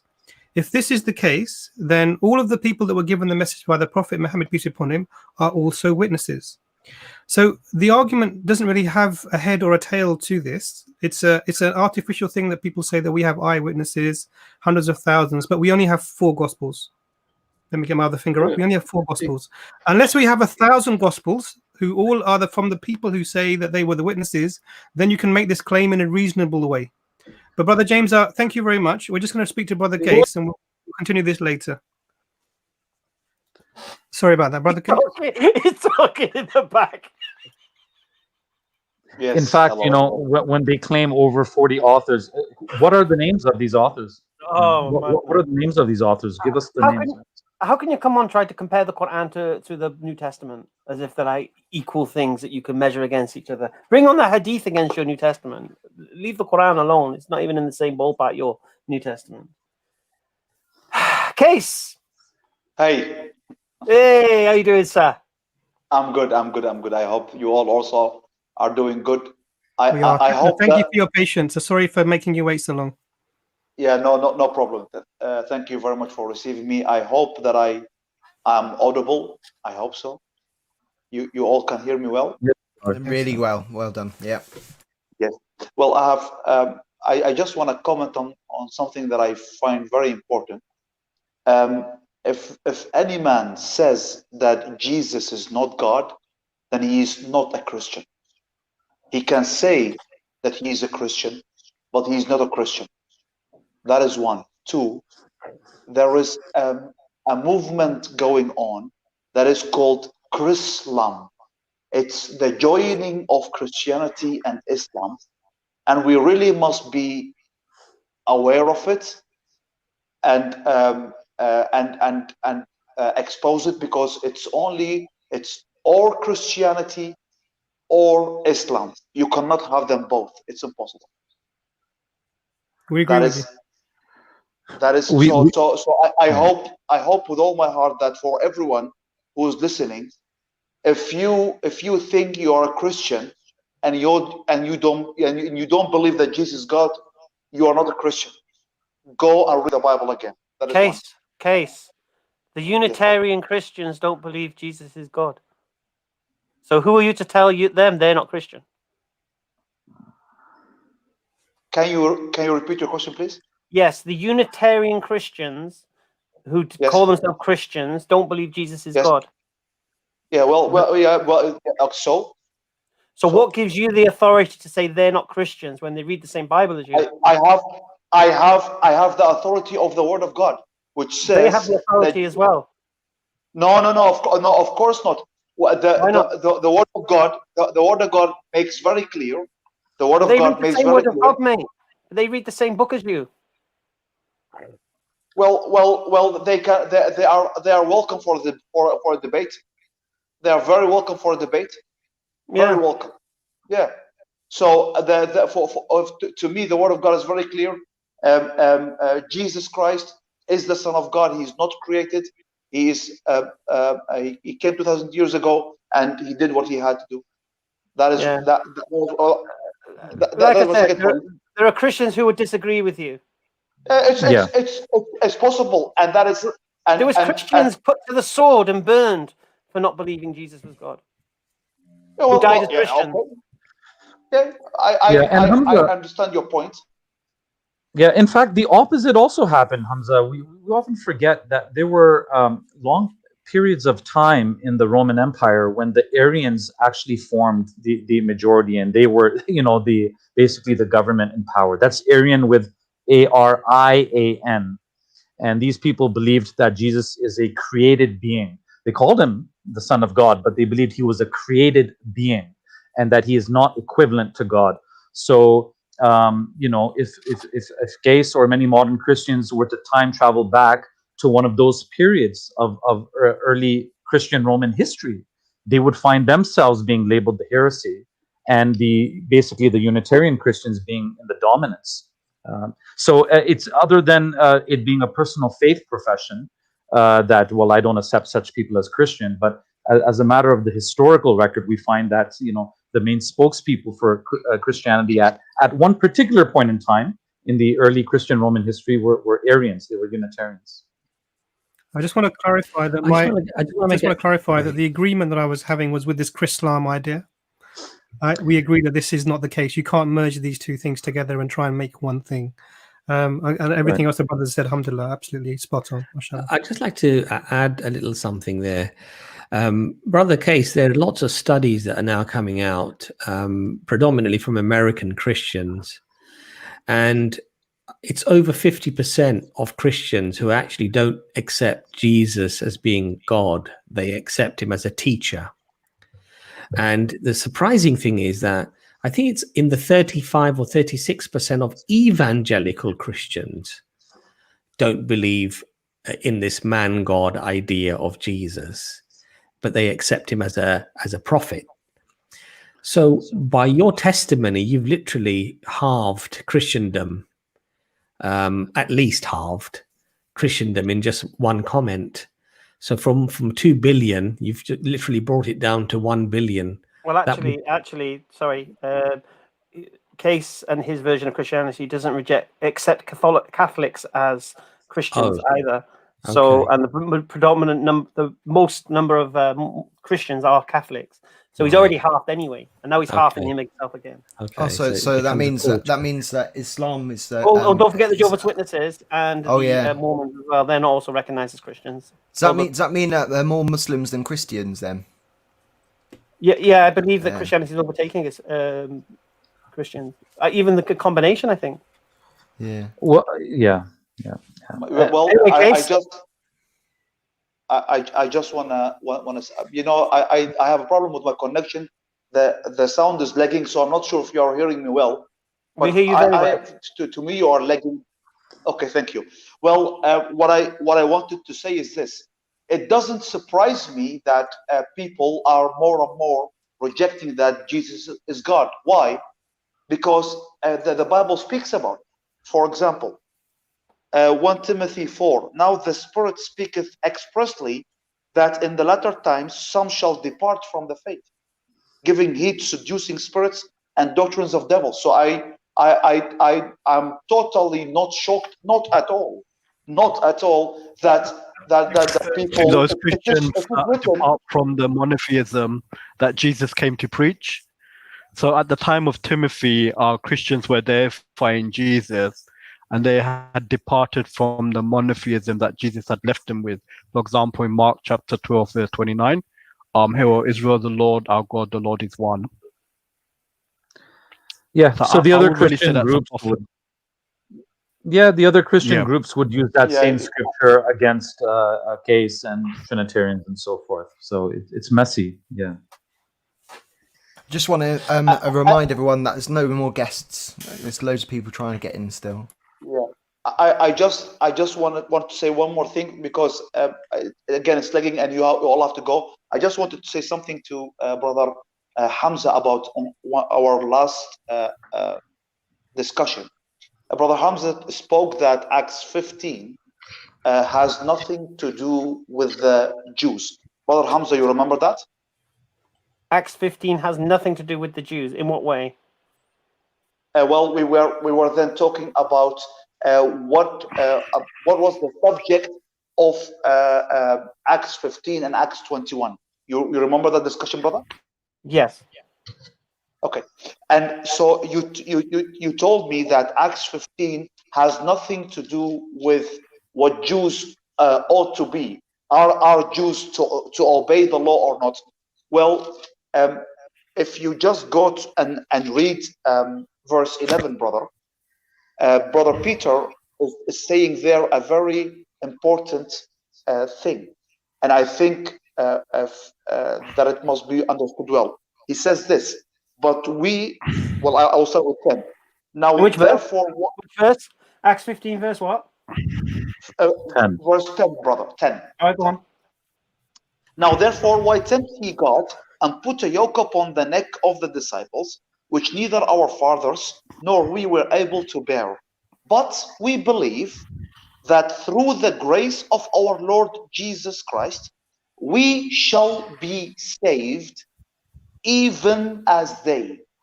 We shall be saved, even as they. So Peter is saying, we are saved by the grace of God as Jews, so we are not under the law, and the Gentiles are saved by grace, so they are not under the law also. I just wanted to make that point very clear. The problem with this approach, my friend, is that actually you're quoting a sentence from a statement, and that if you read on verse 19, this clarified. It is my judgment, therefore, that we should not make it difficult for the Gentiles who are turning to God.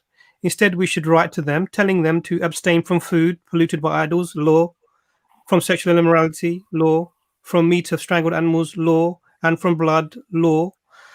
For the law of Moses has been preached in every city from the earliest times, and it is read in the synagogues on every Sabbath. So the quote that you give, it doesn't give the whole picture, my brother. If you read further down, the conclusion of the council is clear. It is my judgment. This is the final judgment, that the non-Jews, the Gentiles, have to follow these specific laws from the laws of Moses. Still, that was the problem. Right. And the other point we had made that last time was that in Acts 21, in verse 20, the Christian Jews, if you like, or the Jewish Christians, they come to Paul in Jerusalem, and they say that the Jews are saying that you are teaching that their children don't have to be circumcised and they don't have to observe the dietary laws. And our point was, why didn't Paul turn around and say, yeah, of course, that's what I'm teaching.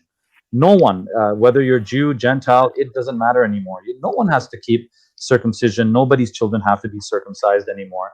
Why didn't he dispel that misconception? Yeah, and just to defend what you accused me of, I think what you'll find is that I said the Council of Jerusalem was convened to deem what should happen to Gentile converts to Christianity. It wasn't, the council wasn't convened to see whether the Jews have to keep the law or not. So it was nothing, the Council of Jerusalem was nothing to do with the Jews. It was to do with what do we do to these Gentiles? Do they have to be circumcised? Do they have to keep the law? And then the council was convened, and they went back to the Noahide time, where in the time of the Gentiles living around the Israelites and what laws they kept, and that was adopted for the Gentiles. The point being made is Paul was telling Jews in his letters the law's useless. When he was confronted, he behaved in a manner that he wasn't doing that. That was the whole point of everything. Yeah. So I'm not quite sure what point you thought you made. Guys. Case. Till next time. Sorry, Case. Time's up, bro. Case dismissed. See you later, Case. Awesome. Alhamdulillah, that was a really, really enjoyable stream. Very different. On now. I didn't see that.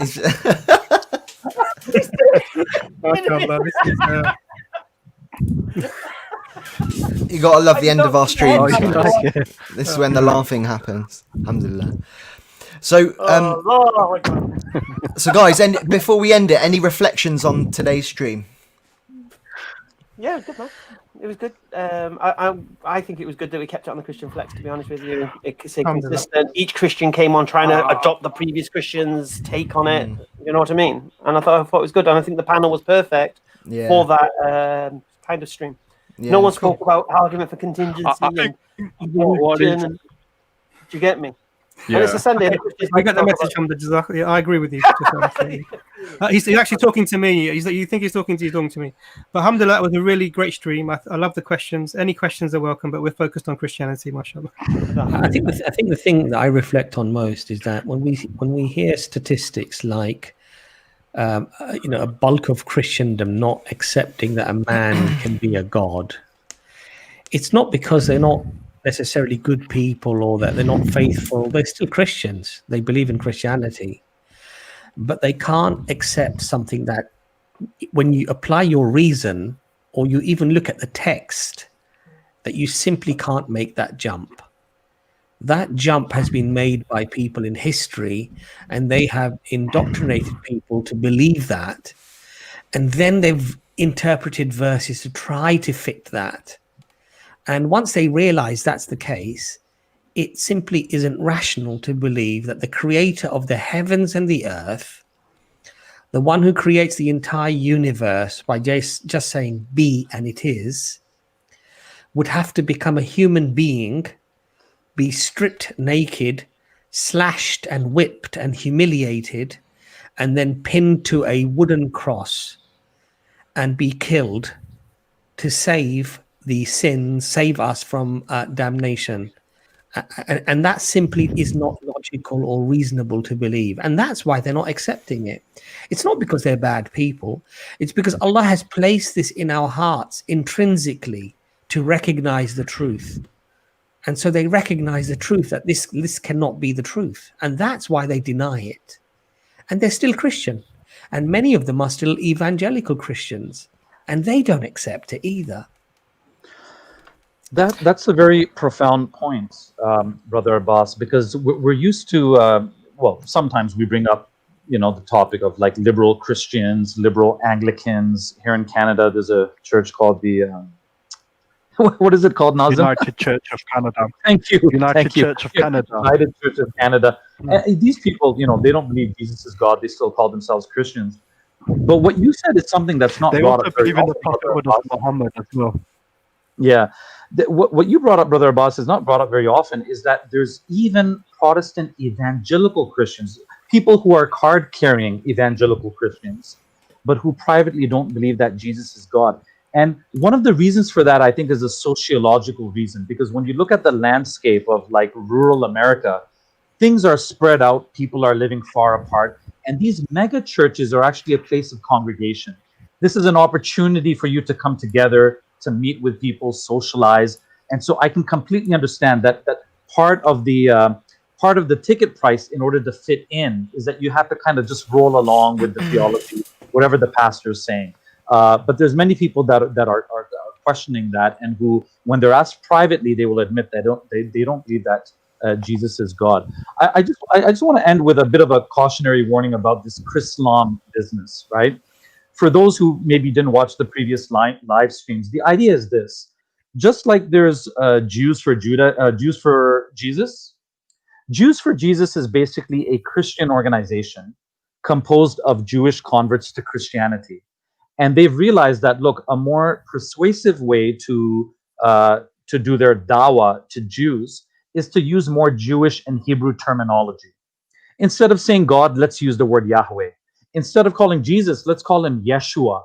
This will kind of make him more palatable to a Jewish audience. So similarly, there are some Christian missionaries, and honestly, I'm not passing judgment on our friend Ryan who comes, because to be honest, I'm still trying to figure him out.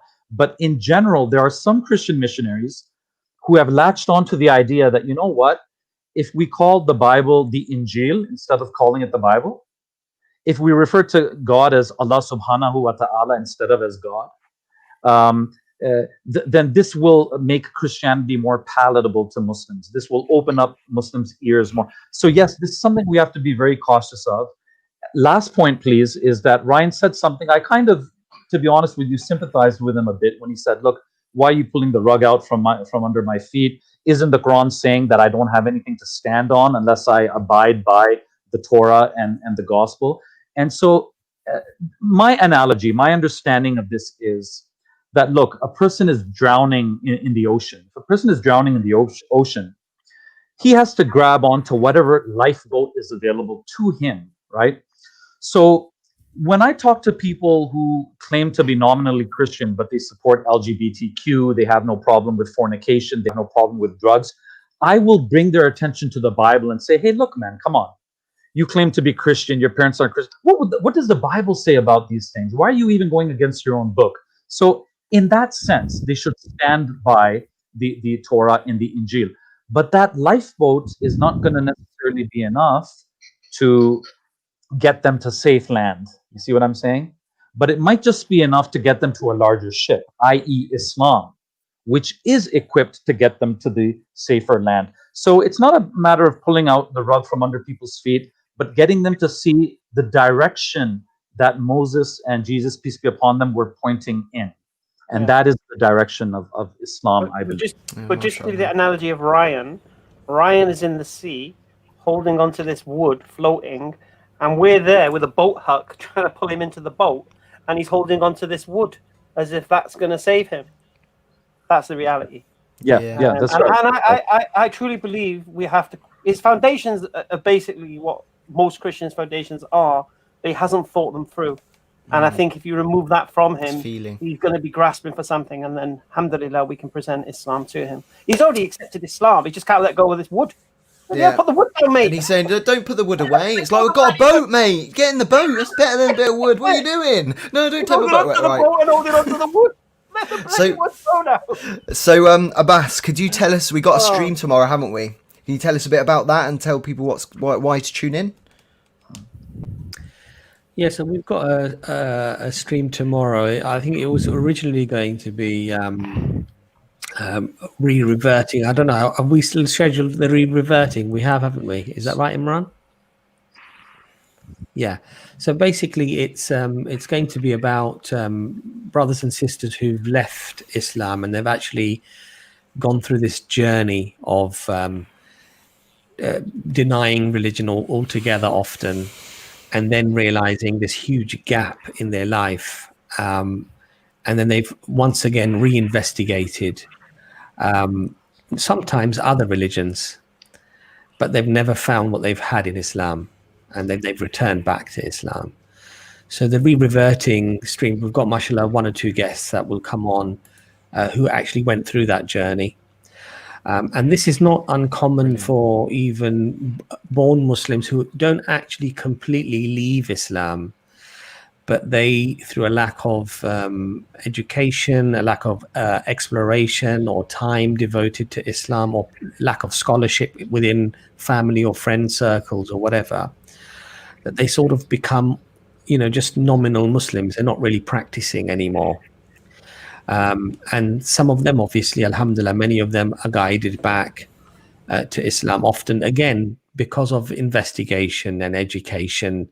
And this is the amazing thing here, is that the common thread for all of these people tends to be that this searching and investigation is what leads them back to Islam. It's not this, oh, you know what, I haven't got anything else, I'll just grab this thing that I had. They look into Buddhism, they look into spirituality, into meditation, they look into all of these things. And one last thing I'd say, sorry, I'm going on a bit. One last thing is that, surprisingly, it's similar to the journey of people who are not Muslim who come into Islam as well. They go on this journey to educate themselves, and I think the Moray poll says 7 years of comparative religion. They study 7 years of comparative religion. It's not some frivolous decision that they make. And it's after that careful analysis, careful investigation, actually, that and Islam doesn't tend to be their first choice, because Islam requires you to pray, Islam requires you to fast, Islam requires you to do many things, uphold to the laws that came previously, many of the laws that are now neglected by others. But what they find is a truth in Islam.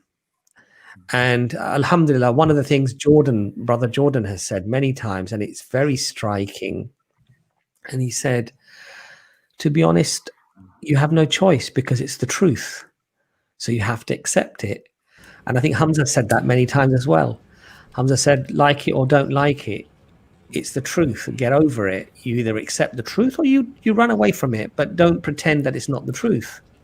And so it should be a very interesting stream, inshallah, tomorrow. Sorry, I just... It's tomorrow, inshallah, at 7:30. Please tune in, guys, for that. The Journey Back to Islam stream, inshallah. Jazakallah khair. We've also got nothing Thursdays booked in, I don't think. Okay. Then Friday, it's back in the arena. Hamza's Den. Yeah, Hamza's Den Arena. What time? Thursday is the Dawah Clinic, guys. We're doing Dawah Clinic Thursday. Yeah, inshallah. So, and then we have... Every Thursday, bro, we've got you, mashallah. So, guys, so we've got Health is Wealth on Saturday. Hopefully I can get on that. Is that all right, Imran? Can I pop onto that one? Because I'm going to join in, inshallah. And then, obviously, Sunday, back to the gospel streams, the ones that you know and love. Yeah, that'll be good. And if you don't know what the arena is, it's very similar to this, but it's a free-for-all. We have Brother Hashim coming in. We have Brother Mansour's joining us this Friday, inshallah. He's going to let... he is. Ijaz could well be back as well, inshallah. And the doctor, mashallah. Yusuf Ponder's internet's a bit dodgy, so I'm not sure whether he'll be joining us. But it's basically exactly the same as this, but it's a free-for-all. Sometimes we'll have an atheist on, agnostic, Christian, Islamophobe. As they come, we don't mind. And it's pretty rough sometimes. But we've had some really beautiful guests as well, mashallah. I think, to be honest with you, the trolls are afraid of Hamza's Den. I think that's what's happened. They get roughed up so badly that they staying away and only nice people are coming. But anyway, check it out, inshallah, 9 p.m, inshallah. I'll put it on the community tab anyway, so you'll see it. Awesome, guys. Thanks for joining us. And Dawah Clinic. What's Dawah Clinic? You're just shooting past this, Ben. Dawah Clinic. Because Anis said don't mention it yet, because we haven't sorted it out yet. So we'll put the adverts up, inshallah. You'll see the stream. It's basically going to be helping people with their Dawah dilemmas. But we'll fill in the details for you soon, brothers and sisters. Okay, one last message to our Christian brothers and sisters who are listening. If you require any further information, you want to have a discussion with us, it doesn't have to be live. You've got our email. You can contact us. We go through our emails regularly, and we're having a few discussions at the moment. And we'd be quite happy to have you on there. So it's an open invitation to you. Brilliant. Awesome, guys. Thank you so much for joining us. Assalamu alaikum wa rahmatullahi wa barakatuh.